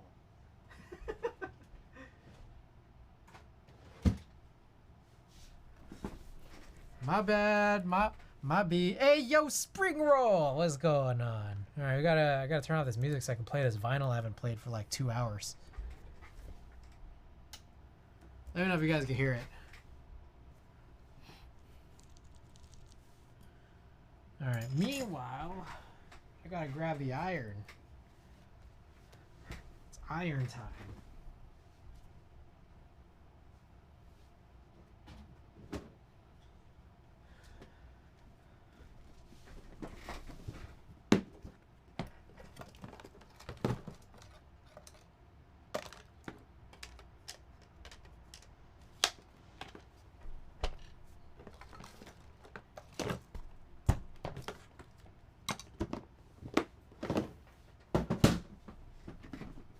You guys hear the music all right? Let me know.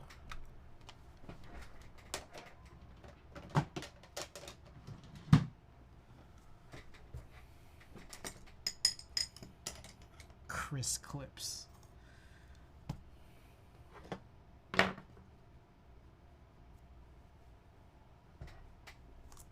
Alrighty, music good. All right, I need to hear it. I can't hear it. Alrighty. I should plug this in first.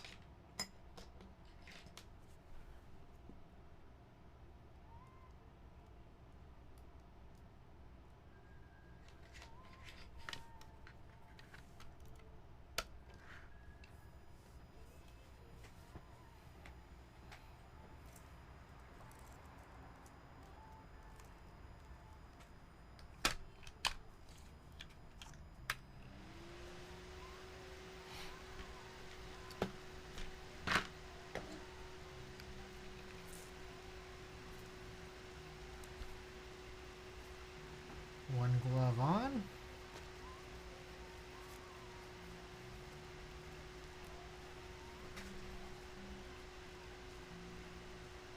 Is this blues yet?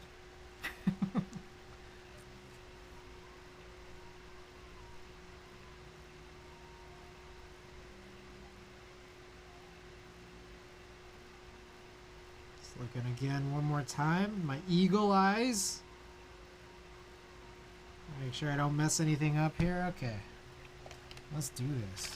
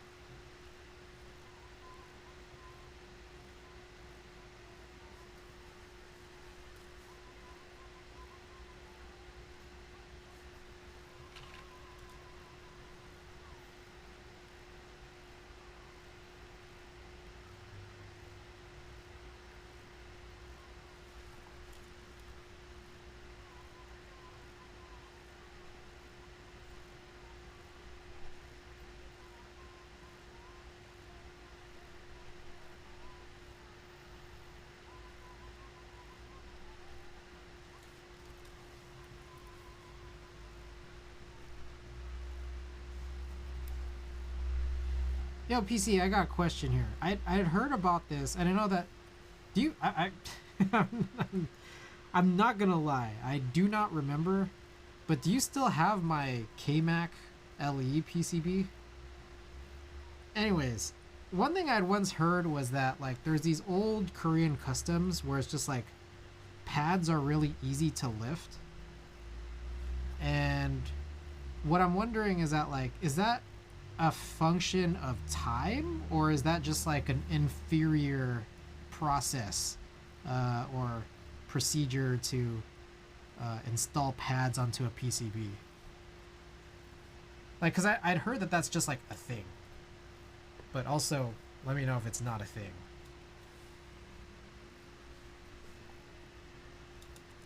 Because like I feel like I don't have like very many issues with newer PCBs and pads lifting off of them.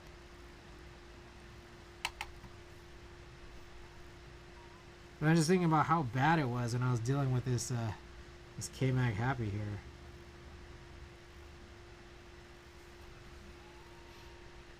During my subathon.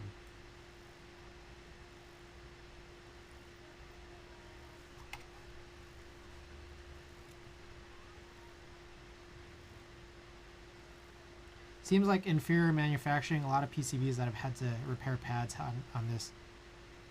Repair pads on have this red substrate. I see. Inferior, eh?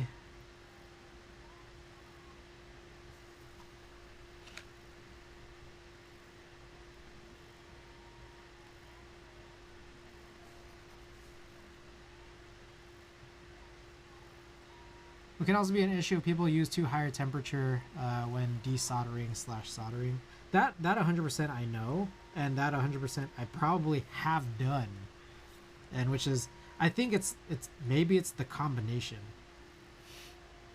Maybe, I don't know. Yeah, I'm definitely trying to make it look like I'm not as bad as I seem.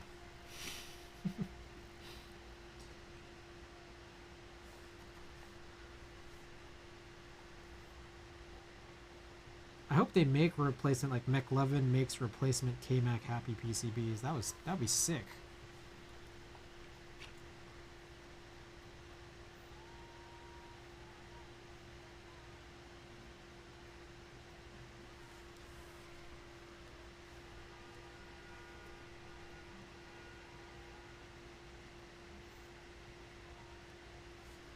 What a strange PCB. I had a maker's PCB that I had to repair a ton of pads on, and it was the same red color.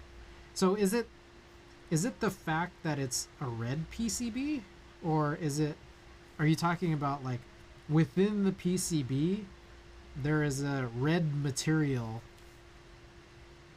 that is used for the pad area that is irrelevant to the red color broadly of the PCB? Do you have control over the pricing of this new Elevate Your Message feature? As far as I understand, no. I saw someone post something about like how I think it just might be on the same on every channel, but I have no clue. I've been seeing it when I've been joining other people's streams, but I did not like look into it like at all on those people's streams, nor did I look into seeing if it was configurable or not before I started stream today. But I've been hearing it's a very goofy compared to, like, say for example, like YouTube's pricing structure, and it's very goofy just in its own right. How it's like, basically, there's something about how like you could pay for the lowest one multiple times, and you get just the same amount of time as like paying the higher tier. That's what I'd heard. Something like that. I think possibly there was a single manufacturer that made inferior quality PCBs. I see. Man, that sucks.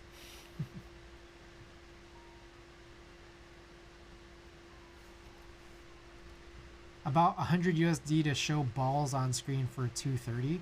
Yeah, like, but then I also realized like there's something about how for $5 you can show something for 30 seconds. So why wouldn't you just pay that 5 times?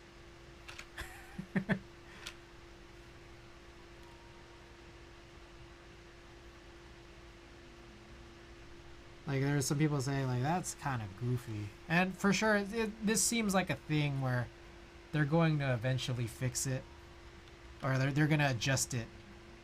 Surely the pricing should scale based on viewer count. Yeah, probably. Probably. Oh, here's a pic with a PC, that Matrix PCB with all my pad repairs. Alright. So that's what that looks like.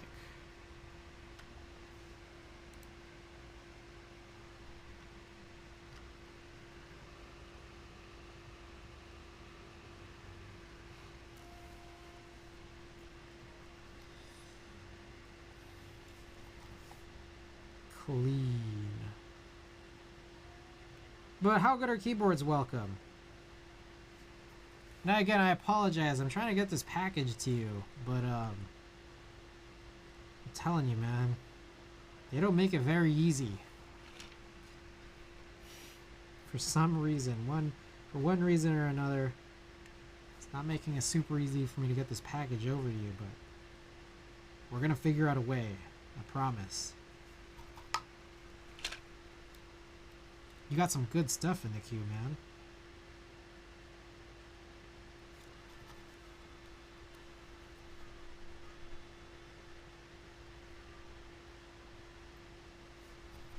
Yeah, I'm stoked. Yeah, no, we're gonna work it out.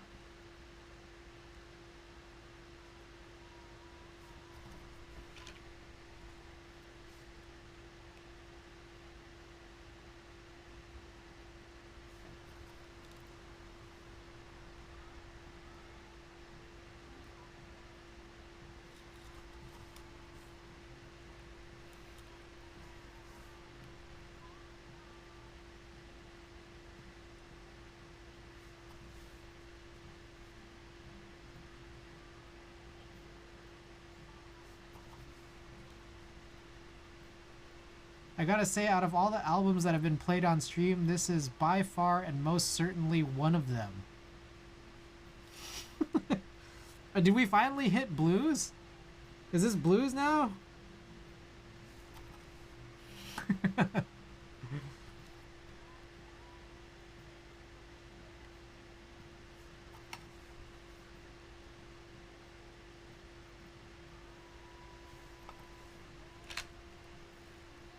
Been doing all these singular legs and I forgot to do all the presses.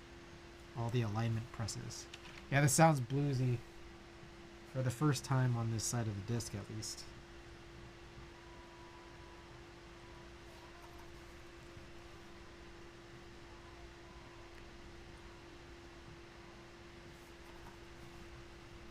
This is kind of adhering a little bit funny to the PCB. Like, it takes a little while for it to spread properly. I'm wondering if it's maybe like, I don't know. I need to just like brush a bunch of flux all over my board or something. All over this PCB. Because it'll flow right. Just it's taking a little longer for it to. Man, also I gotta say, I fucked up by not getting on that that Hiney PCB sale on Novel Keys. I feel like I definitely needed at least a couple for some builds. I blew it. Did anyone else blow it? Because I definitely did. Whoopsies. Whoopsie. Does your temp really say 562 or is it displayed borked? That's a 6.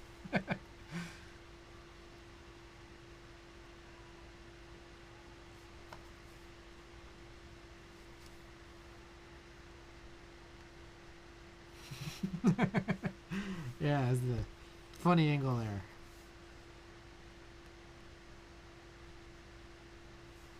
$662 is way high. Where should I set it to? Actually, you know what's funny is I don't think it goes lower. Does it? Oh, it does. 662. I'm pretty sure it's Fahrenheit because I think this is 350C. The PCB would melt.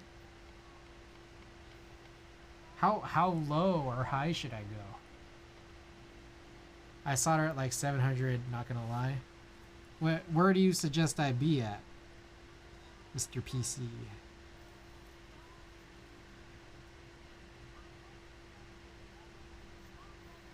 Well, if it's not melting as fast, like you could keep it there. Oh, it's melting. It's just like flowing onto the pad is not happening as fast as it usually does. But it's definitely melting. 300C is my baseline. All right, I'm just gonna keep it at 633 for now and see how this goes. I'm sure this makes it not necessarily better, but let's just see. All right, I'm gonna do these alignment presses all throughout. 572 is 300C IC.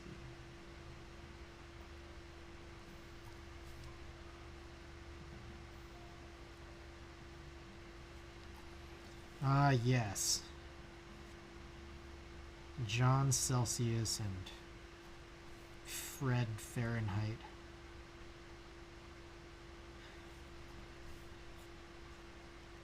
The godfathers of temperature. Back at it again.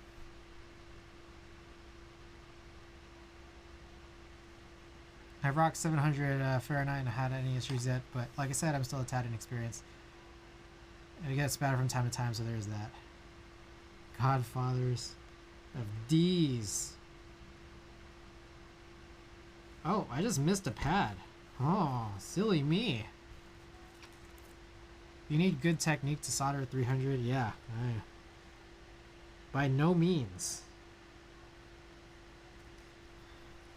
By no means of the imagination am I a talented solderer.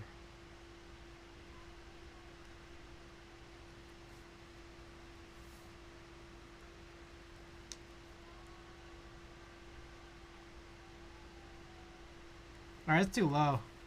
I'm gonna go back to 662. Best thing is being tired as fuck and listening to Chris come up with weird crap. What are you talking about? What you talking about?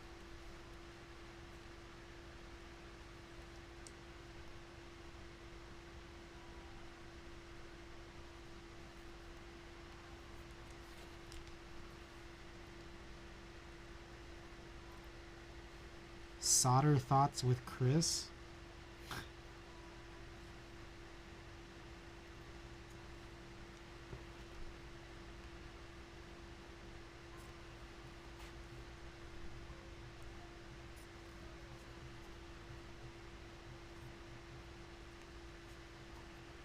Also, most people don't calibrate their irons, so they could be way off what it shows, like plus minus 20. Ah. Iron calibration. Do you just like take a thermometer and just like press it to the iron? Like one of those monitors you, or thermometers that you use when you're sick, like in cartoons with the mercury.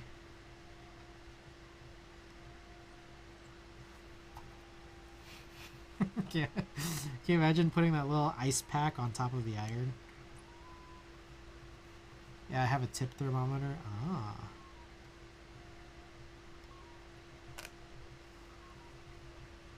Seems like 300 take a lot more patience. I came from soldering for radios and whatnot in cars, so I was just used to going crazy hot and it not mattering as much as long as the joint flows good. Ah. Oh yeah, you're a car guy. That's probably why you're really into that the 2000 Mini SE. By the way, guys, 2000 Mini SE for anyone who's not interested in 60%. I am recruiting entries. If anyone wants to help me get in on any entries to the 2000 Mini SE, I'm trying to get that that red HHKB.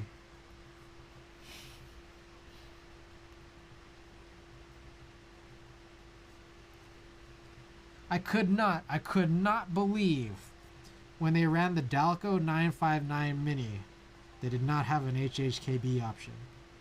But they are redeeming themselves. Yet, the redemption of themselves means that I have to recruit entries.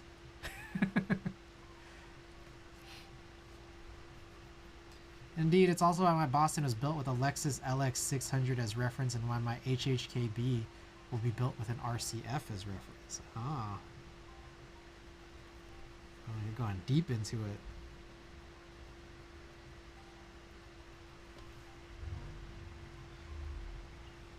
Solder melts at around 190 C. Oh.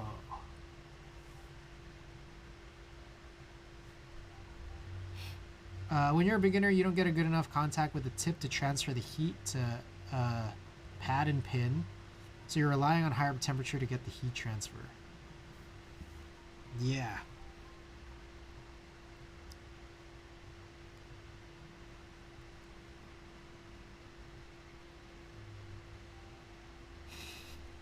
Yeah. Yeah, higher temperature is easier. I agree.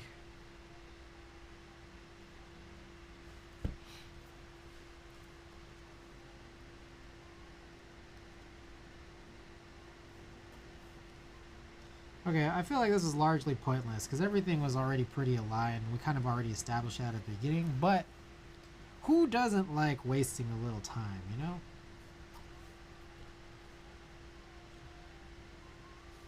I just gotta make sure, you know? Okay, I got a weird question for you guys. So I have to go get some gas. I gotta fill up my gas tank later, right? And I realize that not every gas station, or are they? Not every gas station is 24 hours. So now I have to go and like make sure that I drive out to a gas station that's 24 hours before I run out of gas.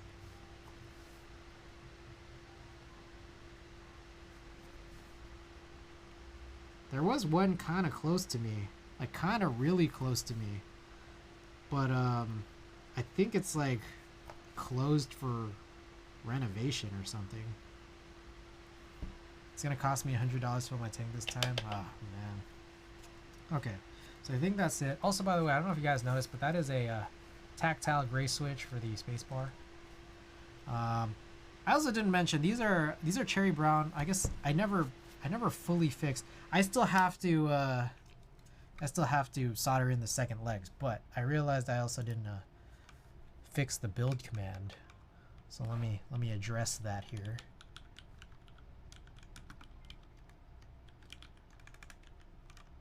What was that? ModLight83, thank you for the follow.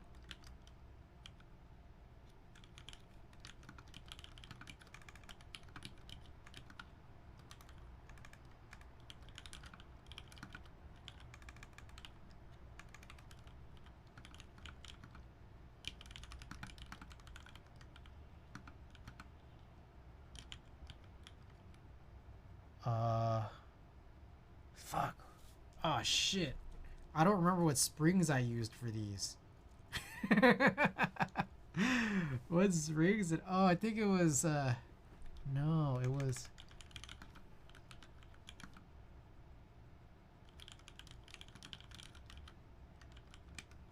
Okay, was that it? You're welcome, dude. Yeah. Maybe I should just crack open a switch and make sure I know what switches I'm actually using.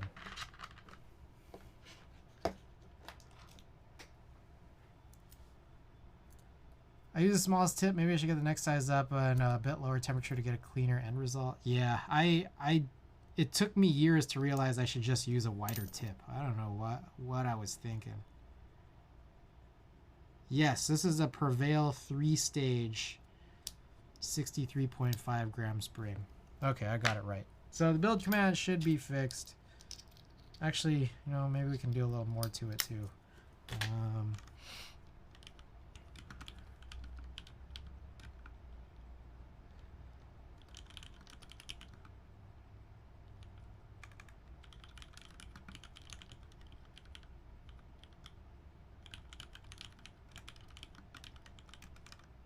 Okay, should be fixed again, PC, ever since 2 seconds ago.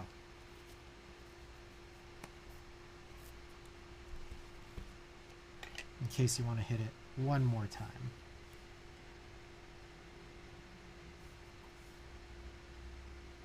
There you go.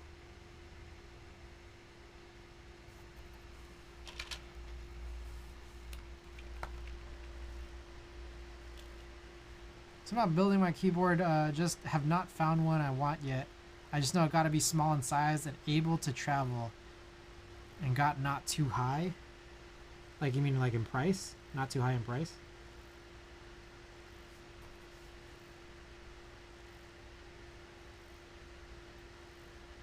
Me, I like 60%. So, you've come to the right place. I got a board to recommend you. Have you heard about, the HHKB?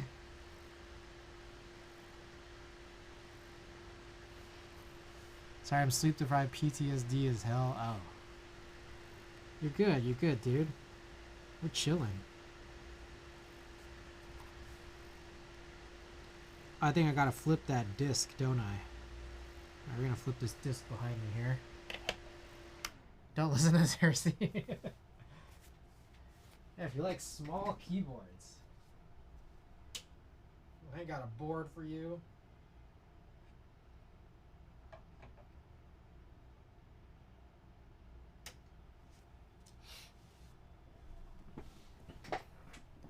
Tester 68 is my travel keyboard of choice, 25 shipped for a bare-boned board. Tell us about the history of HHKB. 2-1, welcome back to the stream. Can I tell you about the history of HHKB? I don't know if I really fully know, to be honest. I just like the board. I can tell you my history of the HHKB. I bought one in 2013. Didn't like it. And then I bought it again in like 2014. And then I liked it a little more. Then the rest is history. It's a great board. It's the perfect size, perfect layout, perfect look. I do know the layout kind of originated from these like old Sun layouts that also had blocked corners and control for caps.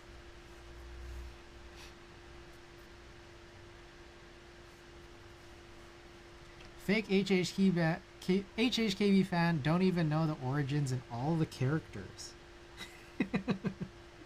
Fake weeb here. Fake HHKB weeb here.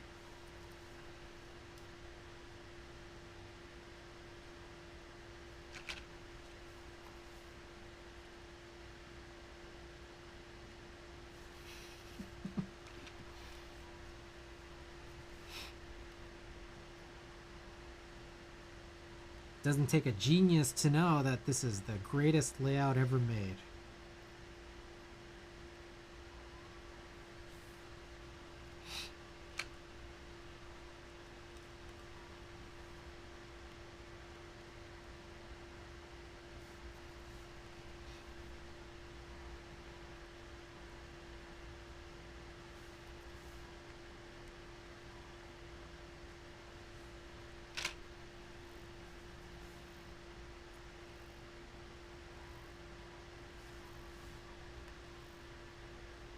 Are we back to blues?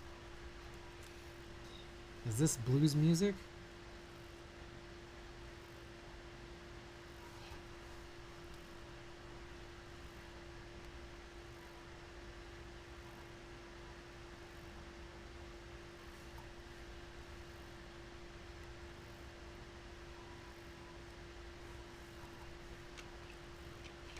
And we got a cool big boy Happy Meal today. I got Grimace.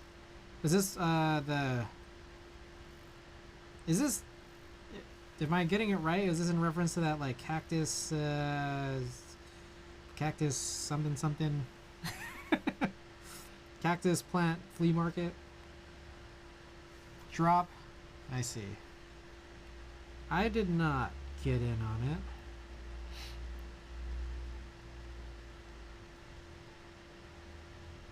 I do a lot of stuff with SDR radio with small computers, and I build Go cases for ham radio nerds. Whoa.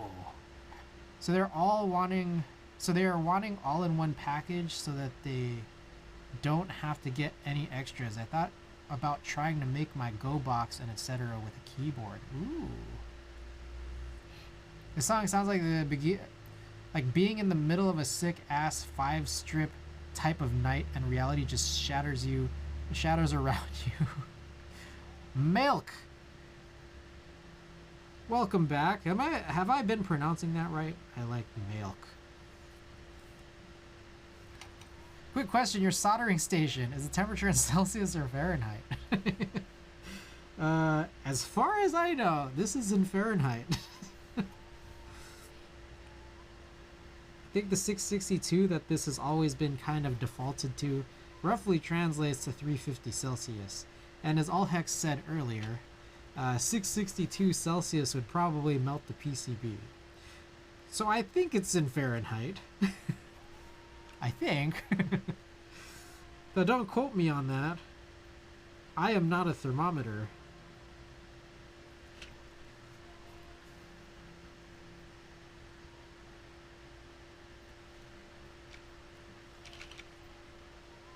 If that were C, it would be 1223 Fahrenheit.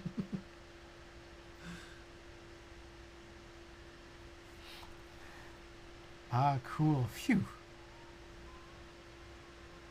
Tester 68 is nice for portable use because it's Bluetooth or it has a USB dongle you can use. Oh. Did you see the doll build on Diego's thing earlier today? I missed it, but Anke was here earlier. He offered up a proto build. So you know, I'll see if we'll see how that turns out. I'd love an opportunity. I've been seeing, you know, I've seen the doll. I've been seeing a lot of people build it. I saw Starfy, our good friend Starfy, building it last night. I was considering streaming last night, but that would have required me to drive home really late and then try to get started real quick. I probably still should have streamed really late, considering that I didn't fall asleep till like 5:30.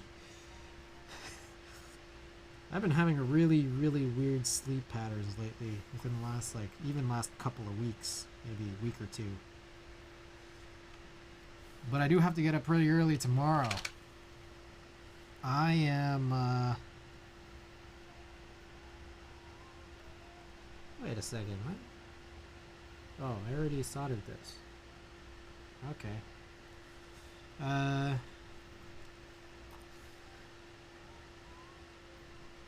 A buddy of mine has tickets to go see Rosalia tomorrow here in San Francisco, so he's a big Rosalia fan.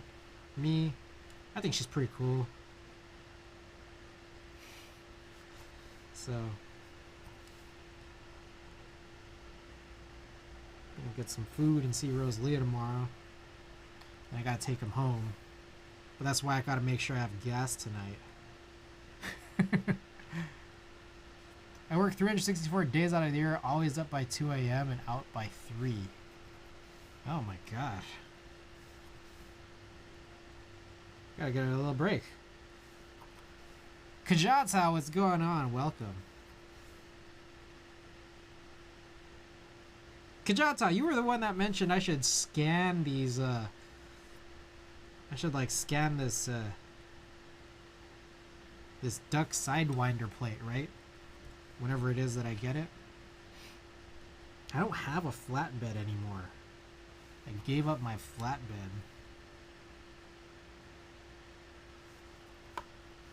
I love my job. I love to grow and plant food for y'all to be able to eat. True. True, I hear that.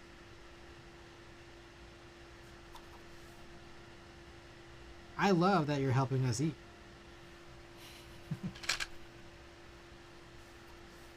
Wait, so did the Kajata, did the Sidewinders ship? Or, and just no tracking yet? Or it's just, hasn't shipped yet? I can go to FedEx if it ever shows up, but it's kind of low resolution. I see.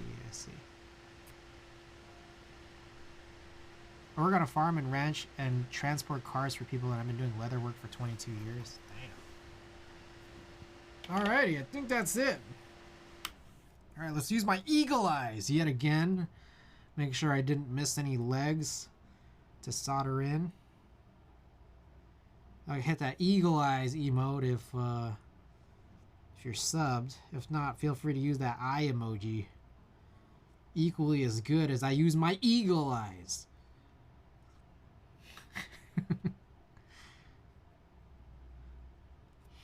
I think we are solid, man.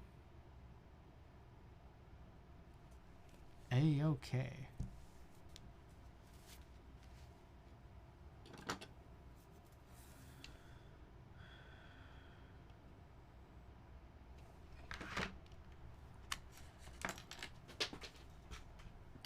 Man.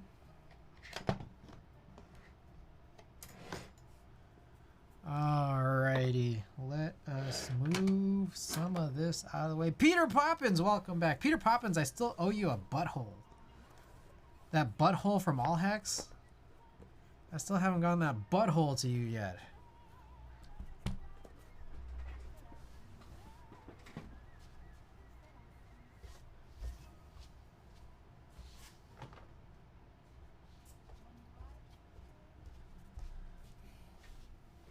Alright, guys. We are so close.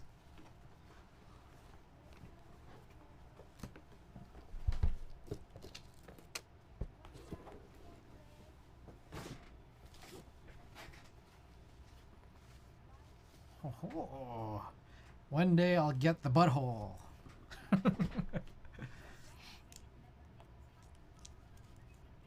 Is this blues? It sounds like blues.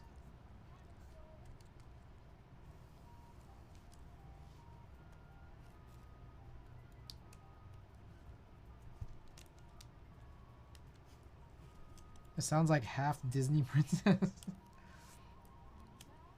Half blues.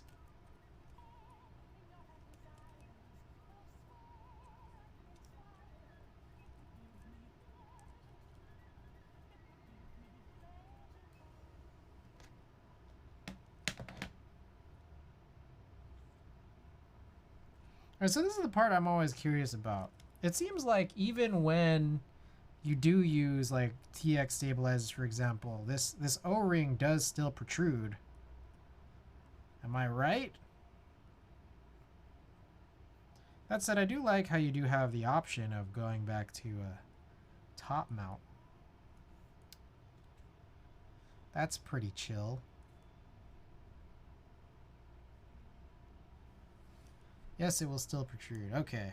I feel like I've seen that on the couple of O-ring mount boards that I've done. I mean, like, is this all right?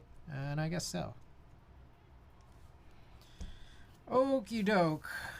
It's time to open this bad boy up.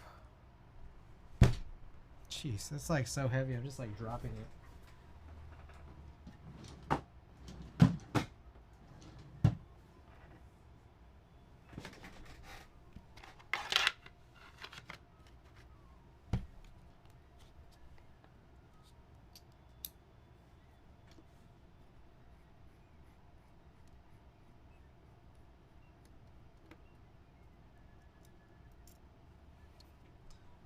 Get to work 5 hours, have the rest of the day off? Oh.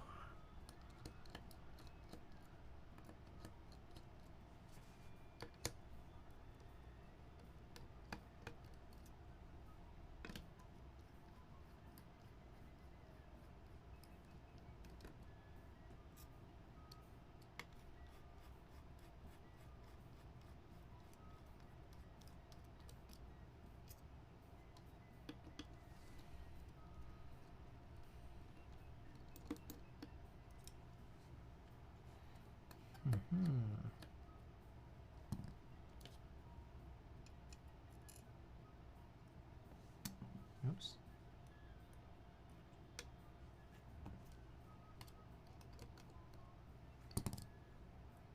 Come on, get this screw out. The screw is not magnetic. This Fluto recorder is absolutely getting it right now. Alright. Let's lift this off. Ooh, whoa. That is like You gotta like wriggle that off.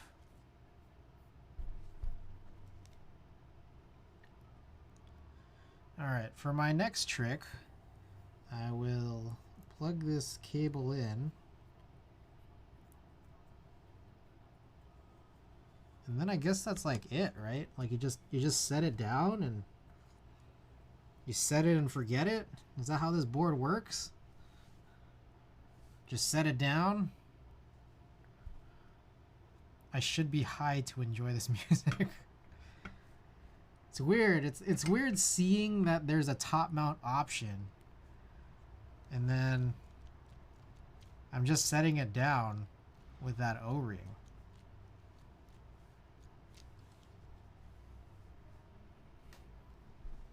Does anyone else find that weird?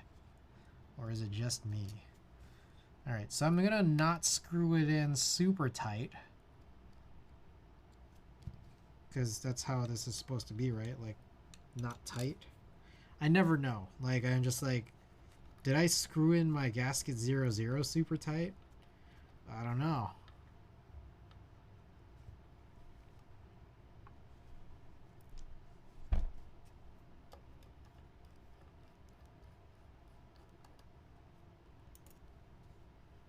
Not having my sidewinder tracking is weird. Yeah, I hear that. Okay, now I have no clue. I don't remember if this is... Was this supposed to protrude? No, it's not.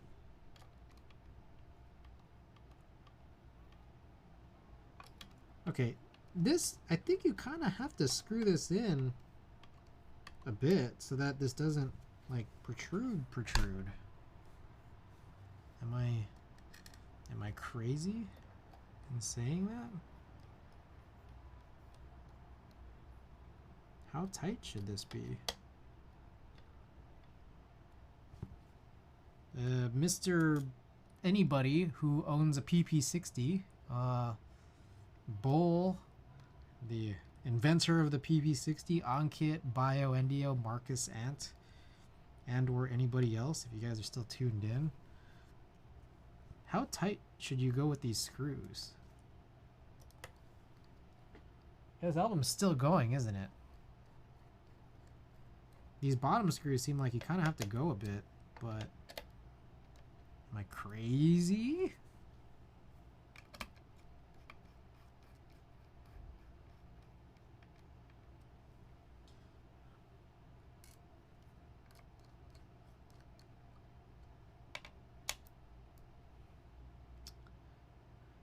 Go till righty tighty becomes righty loosey. This is jazz music that is playing. Jazz. Okay, I'm just gonna go with it like that. I think we're good.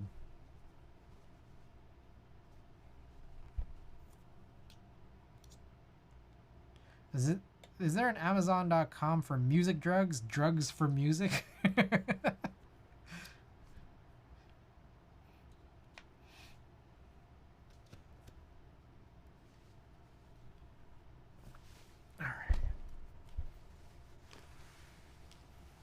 About the board, guys.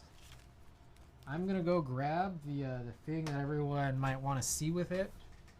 So 1 second, I get that.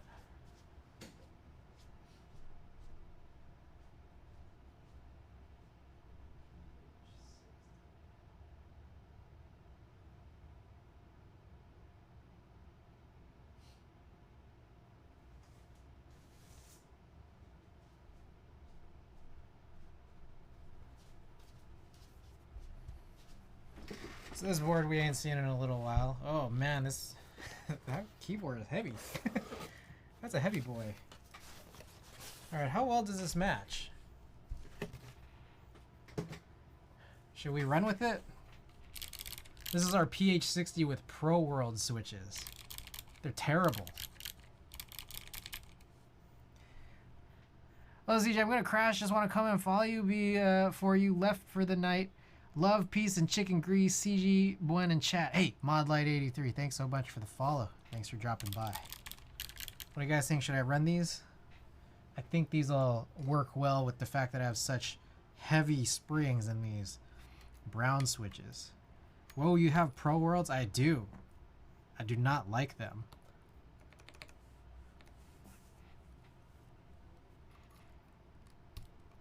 I'm gonna do these one at a time. I feel like with these alu caps, you gotta be like pretty careful. The Pro Worlds are like, they're really inconsistent. And some of them don't like, there's a couple of them that don't even like activate properly. Me, I would not recommend getting Pro Worlds. I would recommend just getting clickies from Zeal.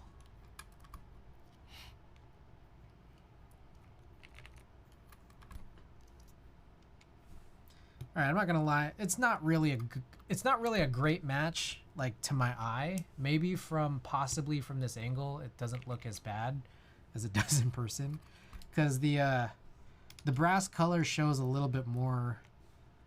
Like it looks. The brass case looks a little greener than the keycaps. Where'd you get the aluminum caps from? Yeah, these are aluminum. These came from. Like the vendor was Thok Supply, and the people behind the keycaps was B-Side Studio. I've been like trying to patiently wait to see if they do a second round, because I'd love to get in on silver. But they've made no indication that they're gonna do a second round, unfortunately. And then on top of that, like I think that like the not being any indication of having a second round was because I think they probably just had a lot of trouble with like QC. Because I think they also mentioned something to the effect of like they didn't even have like extras.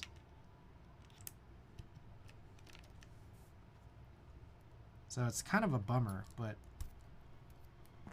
if they run another round, like I'm definitely in for silver. I wished I got in on silver. I have two complaints about clickies: the clear housings and the price tag, which is not to say Pro Worlds have a better price tag. I think the clickies would sound better with opaque housing though. I have literally nothing better to say about the Pro Worlds. I think just the clickies are alright. I don't want to say like they're God's gift to clicky switches. Like literally like the classification of clicky switches. I don't think clickies are the best clicky, but they are, in my opinion, better than Pro Worlds. I think both clickies and Pro Worlds, they're conceptually interesting. I just think like I would even venture to say like box clickies sound better. Like click bar switches sound better than the click leaf implementation of MX switches, personally.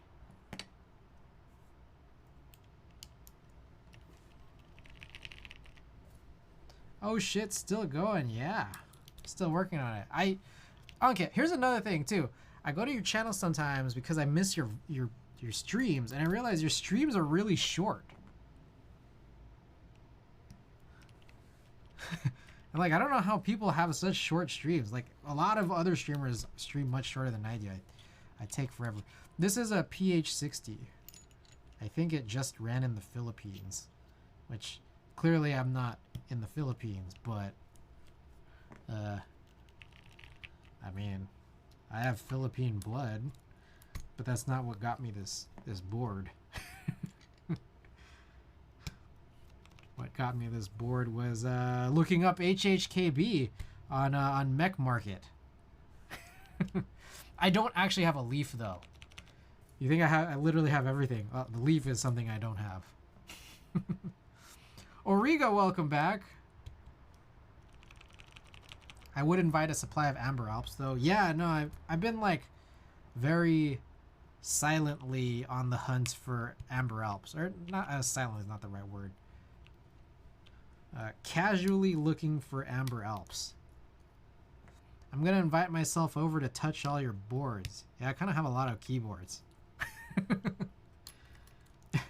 If you care to see, I have a command for it. Exclamation collection. Feel free and take a look.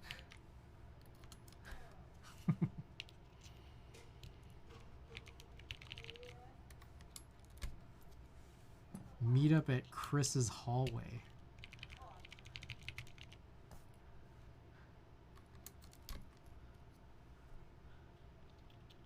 Fuck, I need the LZ CLS SXH. Yeah, it's a pretty good board. Oh, the music's done. All right, I guess we're stopping all this, and we gotta fulfill McJizzle's random vinyl. All right, so I'm gonna hit this random button, and we got. Oh, we've played this recently, but we could play it again. It's a single. There's only 2 songs on it. It's this Record Store Day 2015 release here. Win key doll when? Whoops, did I hold shift while typing that? Win key is shit. Keep coping. Alright. Let's look for it. Where is this? Where is this guy? We played this recently. It's a picture disc. Logic from an HHKB runner should have figured. Okay. Let's take a look. Side A is Take On Me, and side AA is Take On Me Live.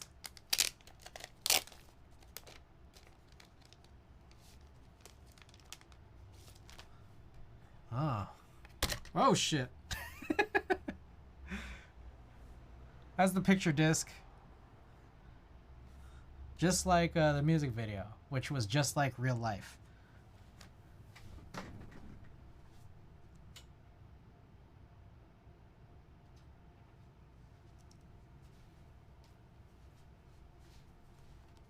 Where is the Theragun? Yeah, where is it? I don't know. Oh, it's a 45, isn't it?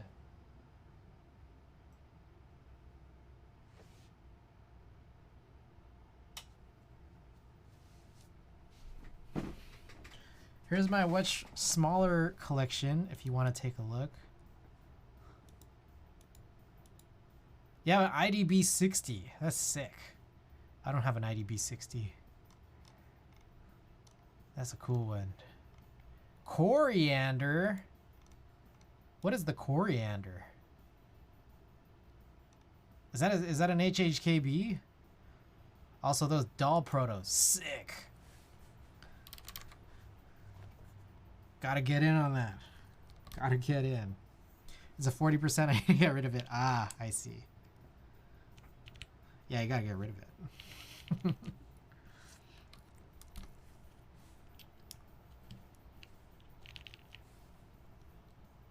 Wait, Chris, where the fuck do you keep all these keys?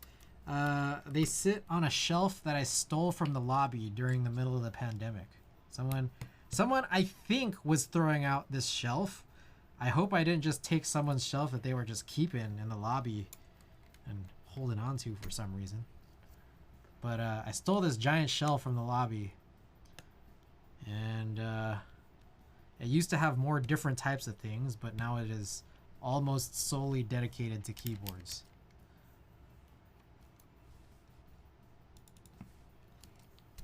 What'll hold down your important papers? You might be able to find pictures of... Maybe. I don't actually know if I've taken a picture of the shelf. It might be on my Discord somewhere. If you scroll through my Discord up and somewhere, then maybe. Maybe there's a photo of it. But it's changed over time.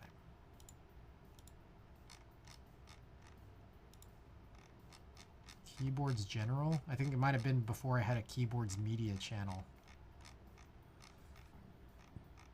Excuse me. Oh, here it is. Yeah, this is an old rendition of what it looked like.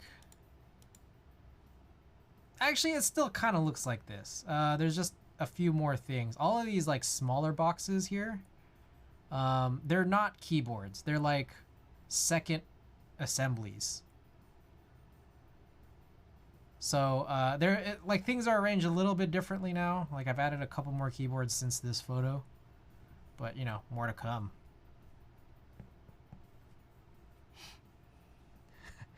Jesus, it's glorious. Yeah, the bottom couple rows are weird because they're just like, they're cases, you know, and they're all like different sizes. I'm going as slow as possible with this because I just don't really want to mess up these keycaps more so than I might have already. My body's just been spilling in and around my PC area. It has a lot of boards. I gotta tell you, it's a lot of boards.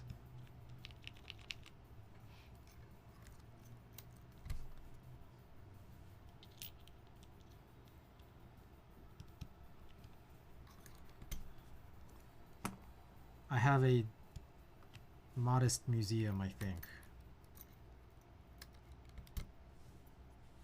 Modest. Ooh, I have this vinyl. Nice. Oh, time to flip. That is done, right? Yes.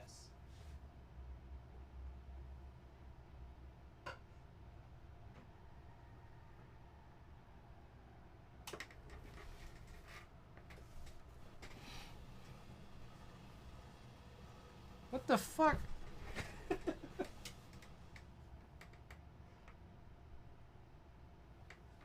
My bad.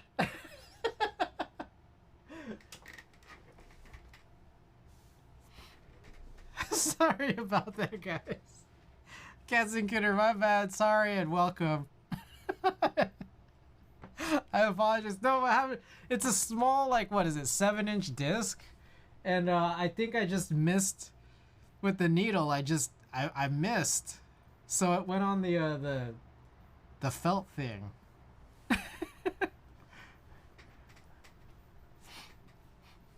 Are you Cats and Friends? Cats and Kidder, I've definitely seen your name before.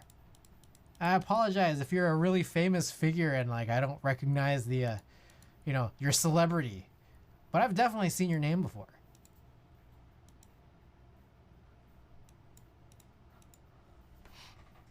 Some real underground shit. So that's what felt sounds like, yes. What is the Oxara? The Oxara was, fuck.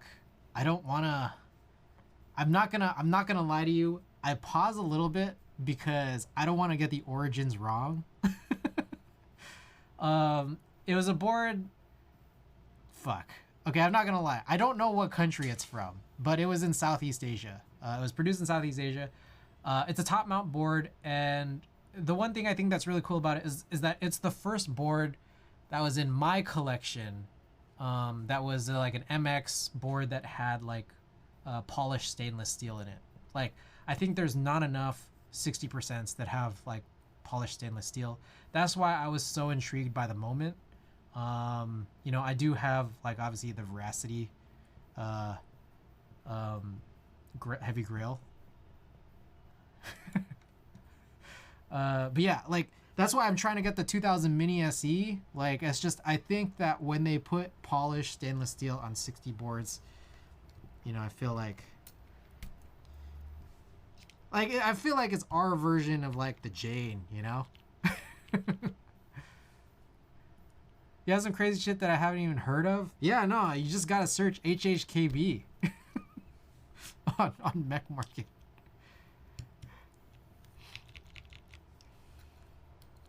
Now you have my secret. Now you're gonna beat me to the punch. Instead of aha, it was just ah and Tixia, so I'm not sleeping anymore. What was that noise? My needle missed the edge of the vinyl before I hit play. So it fell off, like the edge of the vinyl, and then it started playing the felt. Yeah, I've been super happy. Made stuff a long time ago. Yes, that's why. Like, I remember, I think I heard your name because you were a maker. You are a real life maker. Welcome to the stream.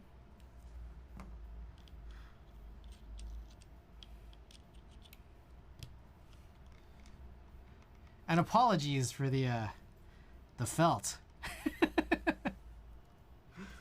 My apologies to you and to everybody here. Black glittery blanks you made. I want to see a solid stainless board. I feel like someone's probably done it before. I'm just not aware of it, but that sounds so fulfilling. You know what's cool is I don't know if you guys seen this Licit. Licit does like copper, but like it's like funny because I think he's had like, you know, multiple boards, and like with every passing board I think there's less and less material.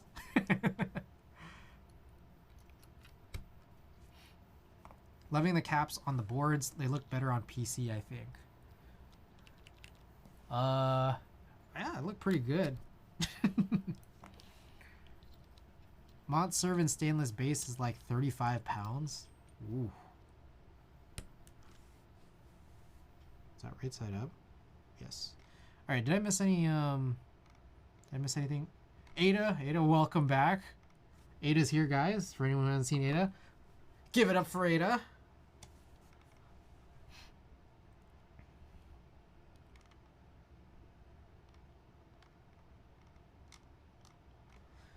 All right. Last one here. The finishing touch. Ooh. What a board, right, guys? What a board.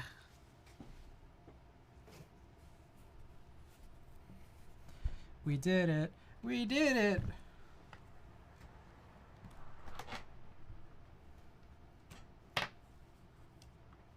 Let's get all this out of the way. Hope you guys appreciated that, the soothing sounds of felt.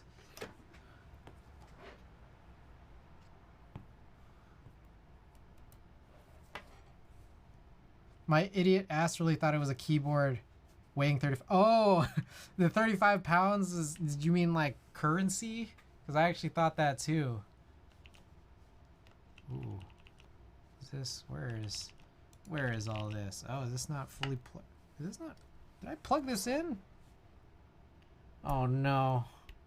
Guys, did I plug in the JST inside? I hope I did. But it does not appear to be the case. Shit. Okay. Good job, Chris. Alright. Board not working. My guess is JST not plugged in all the way. And the silly part is I just tossed this keyboard. So I can't turn music back on.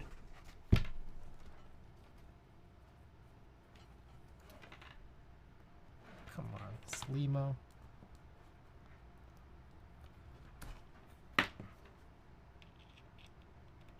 Without a keyboard plugged in. All right. Oh yeah, it was like 35 pounds, but Korea only. Wait, so it was actually weighing in at 35 pounds?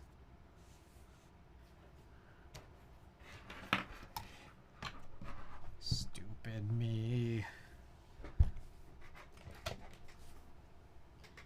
Bro. Where is this? There it is.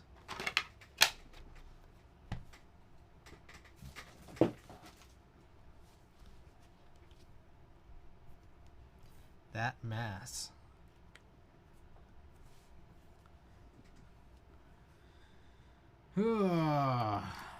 Wow, dude.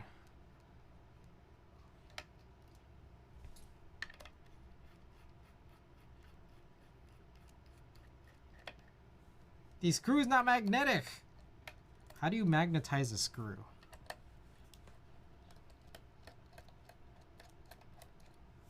They don't just lift out.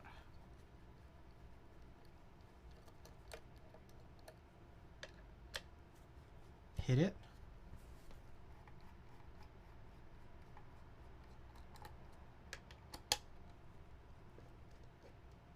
You buy screws that are not made of zinc.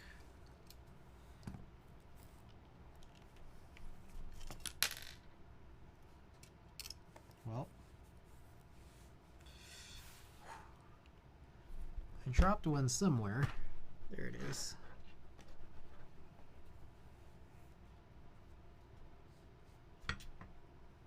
Yeah, but how do you turn screws magnetic? I want these existing screws to become magnetic. Alright, what mistake have I made here? No, that is plugged in all the way.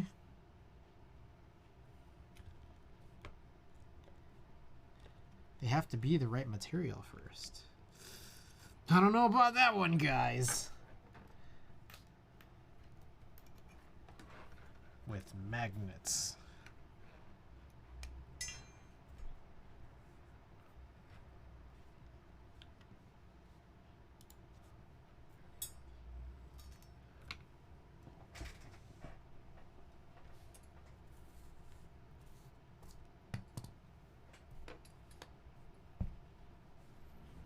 Okay, so it's plugged in. I see that it's lit up.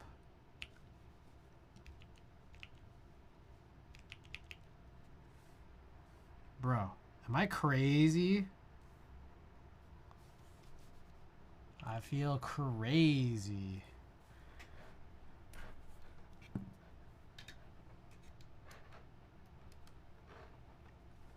How much did you pay for this, by the way? Wasn't it like 1K or something stupid? No. I think the guy sold it under cost. The guy sold it for like $650 or something. And I think he paid more for it because he was just trying to take the weight.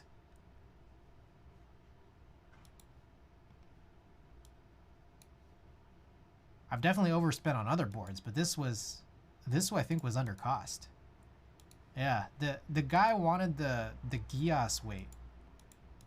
Because I think whatever he had bought in the original group buy period, I guess, had the paper plane. Weebs have too much money, man.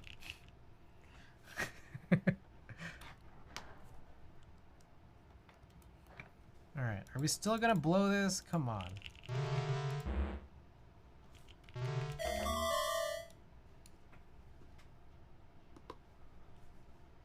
Okay. So we're good right now. I didn't do anything. All I did was open the board.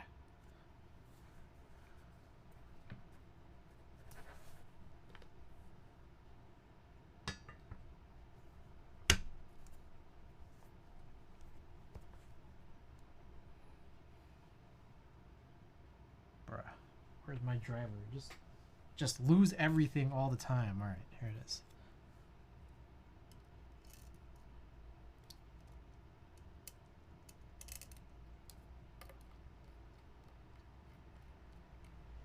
Okay, so, okay, now that you're back, how tight do I go on these screws? Like normal tight? Or just like not that tight? Could be short on the bottom case. That's one thing I'm thinking. There's a chance here that maybe I might need to like tape this up or something. Is this with O-ring? Yes, this is with O-ring. I don't know, I haven't built the brass one, mine in short. It is clear coated. Should that like affect its ability to short? I built with PC plate as well. And O-ring I'm guessing too, right?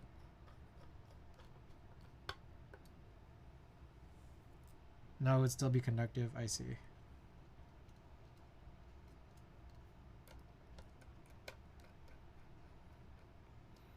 Alright, for my next trick, I will have finished completing screwing in all of these and it won't work again. So I'm just going to need to unscrew these all over again.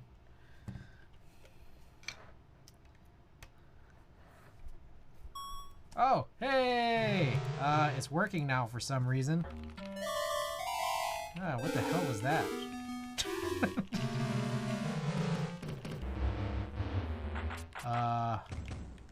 I think I'm a genius. I think that's what. It looks like it undid itself. I don't know why that happened. Did I like open it in a bootloader mode by accident? Like that might have been what it was, huh? Like did I hold down caps lock or something?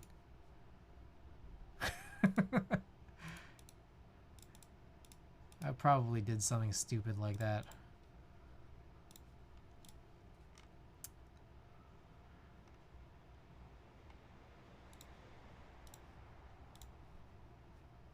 left control. Layers, MO1. This is, wait, I swear I clicked that. All right, left win, left alt, right win, layer 1. I don't know about this one, guys. Okay, caps lock.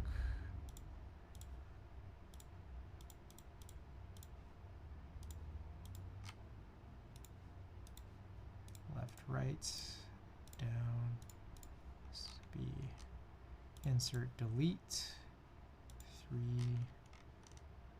4, 5, 6, 7, 8, 9, 10, 11, 12.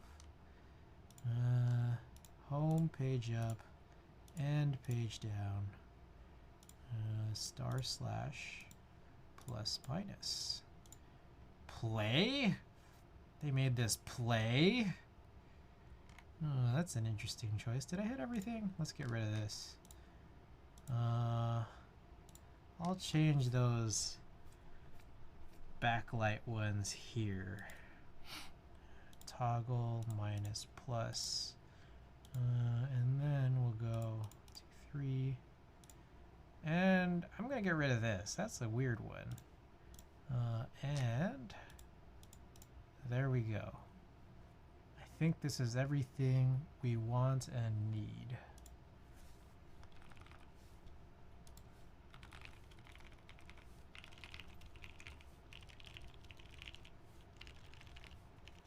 Guys! He said play? I did say that.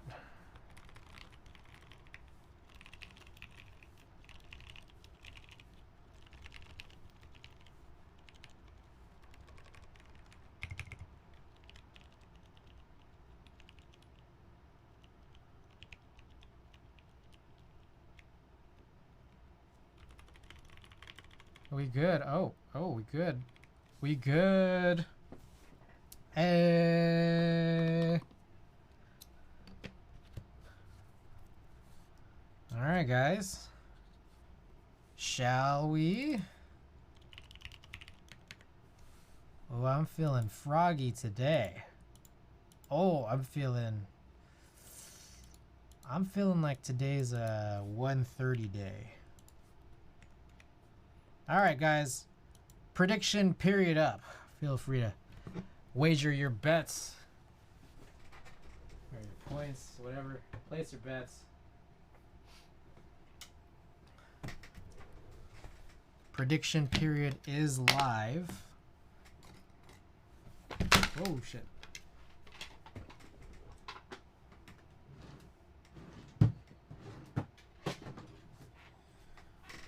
Let me get on a little.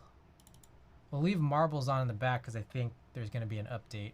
I'll get monkey type on. I'm going to go wash my hands real quick.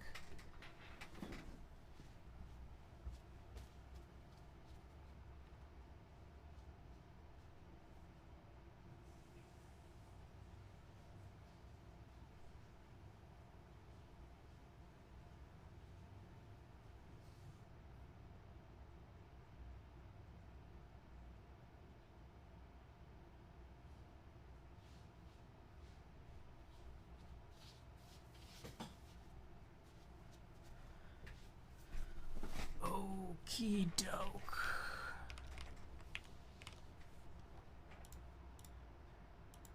Let us find a good theme. Oh, I don't know if honey is the right theme here. What's a good gold one?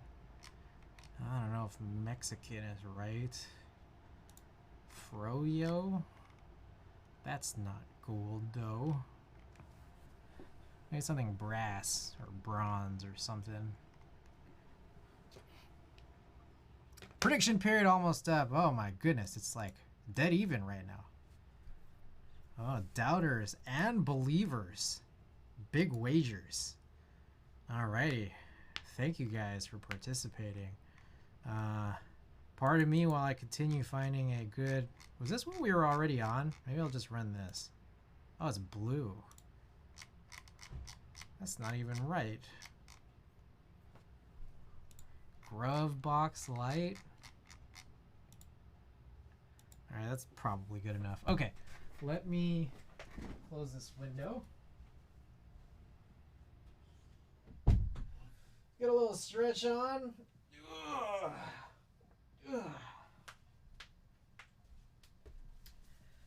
Okie doke. Music off. And then point this guy downwards.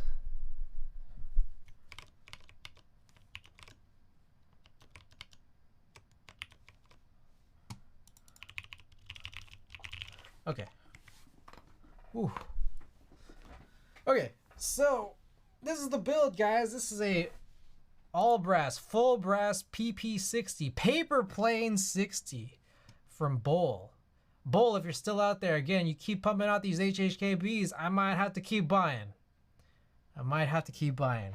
All brass PV60 HHKB, Hiney 60 PCB, polycarbonate plate, O-ring mounted. We've got the vintage cherry MX brown switches from a Compaq MX11800. Spring swapped to Prevail 63.5 gram 3-stage springs. And we've got the B-Side Studio gold-anodized aluminum key set right up over top of it. So another look here, if you want to see the top-down view. Let's move this out of the way just a little bit. We'll clear out some of this and this as well. This is what that looks like. Yeah, that's the board. Okay, 100. Wait, where's my wrist rest? I'm a big wrist rest guy. I don't know if you guys knew that. Okay, threshold is 130. And we gotta make this a 60-second test. We got a lot of believers and a lot of doubters, a lot of points on the line, so I gotta be in my best behavior here. All right, here we go.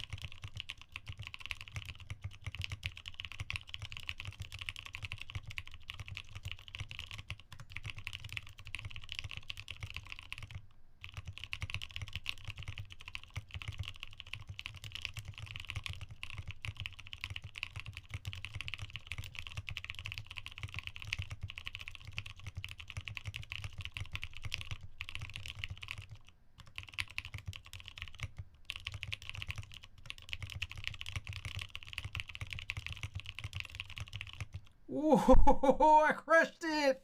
Oh, I crushed it so hard. Hey, shouts out believers. Oh, I crushed it. Woo! Night 10, welcome back, and thank you for believing. Oh my goodness. What do you guys think? It's the spacebar is funny. It's like it's not rattly, but it's like clinky. It's got a little clink to it.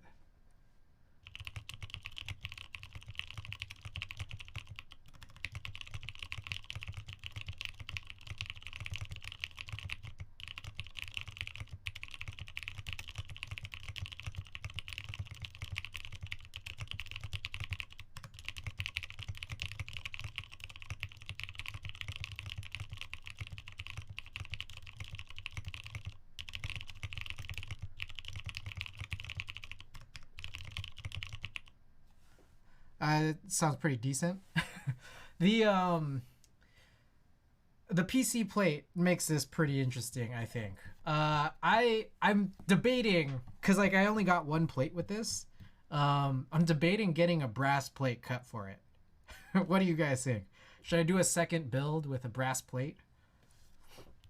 Sounds good. I wonder how it is in person. Sounds satisfying as fuck to type on.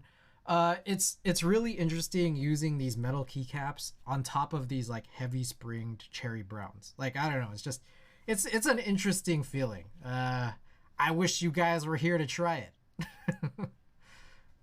Oh wait, I voted wrong. How do you always put less on the right side? Oh no. Oh, I'm sorry about that. No, it's always the first one is the one where you guys believe in me. Like when I type in the poll options, like the first slot is the one where you guys believe, and the second one's the one where you doubt. All right, we'll do like a couple more of these tests.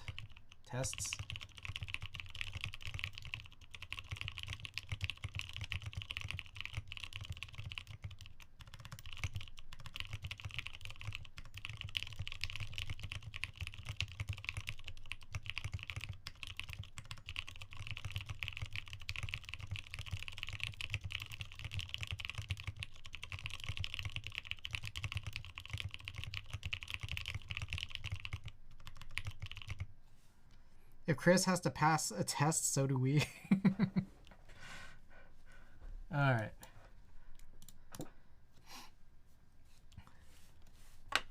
Couple 15s, because why not?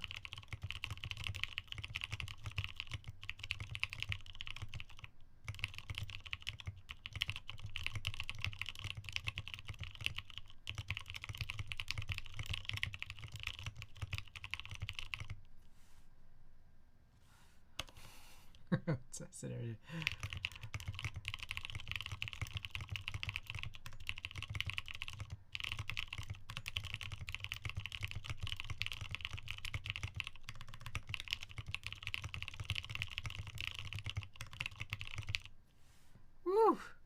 Woo! What y'all think? Sounds real good, right? Real good.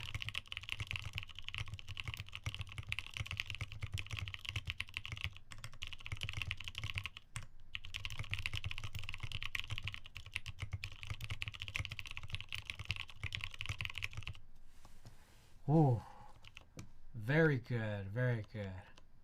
Alrighty, guys. So I think it's time for a little giveaway. Appreciate you guys being here tonight. Spicy Flex. It's nice. We also got this this soldering iron still here in view. Okay, let's run a little giveaway. You guys cool with a little giveaway? Little itty bitty giveaway. All right. Guys, you already know the drill.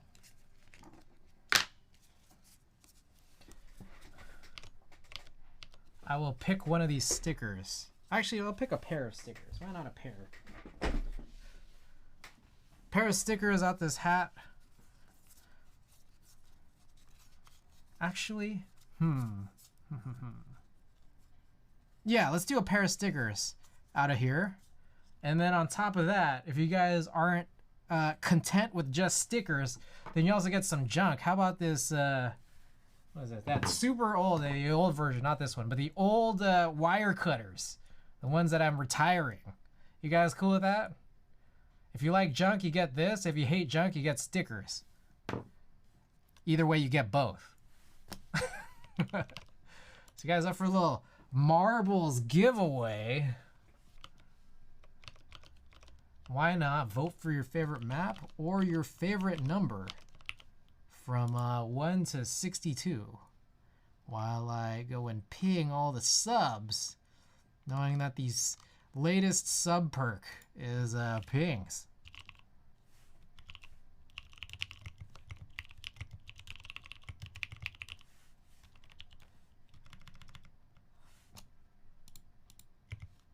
Full brass? Why not full gold, bro? Frank, what's going on, dude? I'm trying to do my little mini-me version of your whole F1 setup.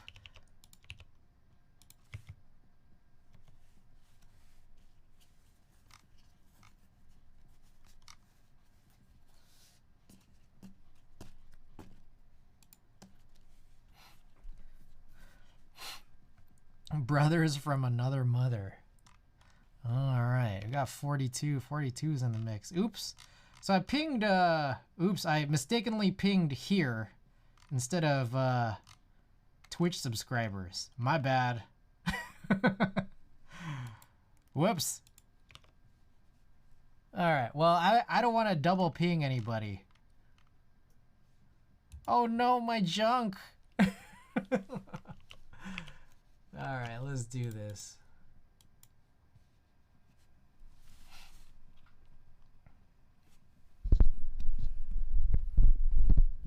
All right, appreciate everybody who's tuned in. You know the drill. Let's do a 3.5 minute timer. 3.5. We like 3.5 minute timers. 2:10. Oh yeah. Oops. I was supposed to do this this whole thing. Oh. Wait, I guess hold on. Hey, we've been on followers only mode this whole time. I'm supposed to do this thing where we're only on followers only mode for giveaways, and then we turn it off once the giveaway is over. I keep forgetting to do that. Were we this whole time were we on followers only mode? My bad. My bad to anyone who is wanting to participate without following, or wanting to chat without following. But anyways, you gotta be following anyways for this giveaway. So if you're interested in this giveaway, Mickey Bunny, thank you for the follow. Smash that follow button. You know the drill. Exclamation play. Hope you guys enjoyed the brass / gold build here. More stickers. LOL, the my bad. All right, a pair of stickers and this retired Hako wire cutter that's really dulled out. It's not actually this one I'm holding in my hands. It's this one in the drawer over there. All right, and also last place finisher gets to choose the raid target. And if you guys need any hints on who to raid, let me take a look and see who might be on. We have got... Oh, Tim is on. Miss Xing Xing Wang is on. Who else we got going? Streaming at this very moment here. Raid anyone. Yes, that's right, anyone. Last place finisher could raid outside the keyboard category, the makers and crafting category, outside of the keyboard hobby. If you guys want to raid your favorite hot tub streamer, feel free. Or if you just got some homies, like a homie who's streaming, all the better.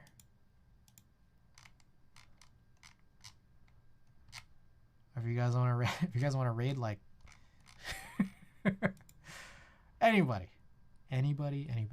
Last place finisher does get to choose. You gotta finish the race though. That's the thing. I need some hot tub homies. Coward, welcome back, by the way.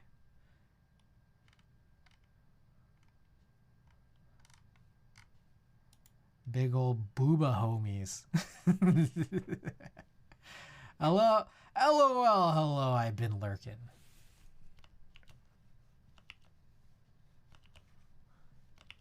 Awooga. Wow, that is a secondary use for that emote, isn't it? All right, 59 minutes, join exclamation play. Thanks for watching. Good luck on the race. Enjoy. Last place, please, Prage. Hey, yo, Spring Roll with the early lead. All right, what's this? This looks like a pretty simple map. We got a couple of propellers. Oh, that was a quick funnel, wasn't it? That funnel was way too fast. How did someone possibly finish this in 13 seconds? That's what I don't understand. These world records. This does not make any sense. Oh, Insty. Insty? Getting a junk giveaway? Oh, it's looking good for Insty. Oh my good, he just passed right through. Oh, what do we got going on here? My bad, I'm trying to control this camera. Okay, we got another propeller though. If he makes it through this propeller, oh, would it be a good look. Oh, how good are keyboards? What? Taking another lead? Oh, slowed up. Who's gonna get it? Oh, McJizzle? Oh my goodness, is it gonna be McJizzle getting the junk giveaway? And some extra stickers. Oh, how good are keyboards? Oh, who's gonna get it? Oh my goodness. How good are keyboards racking up the bank right now? Sniped. All right, who is last? Looks like, Miggy Bunny. Oh, it looks like Miggy Bunny just died. Died to the firewall. Oh my goodness. Frank finished last. Good game. How good are keyboards? Do you claim the sticker and junk giveaway package?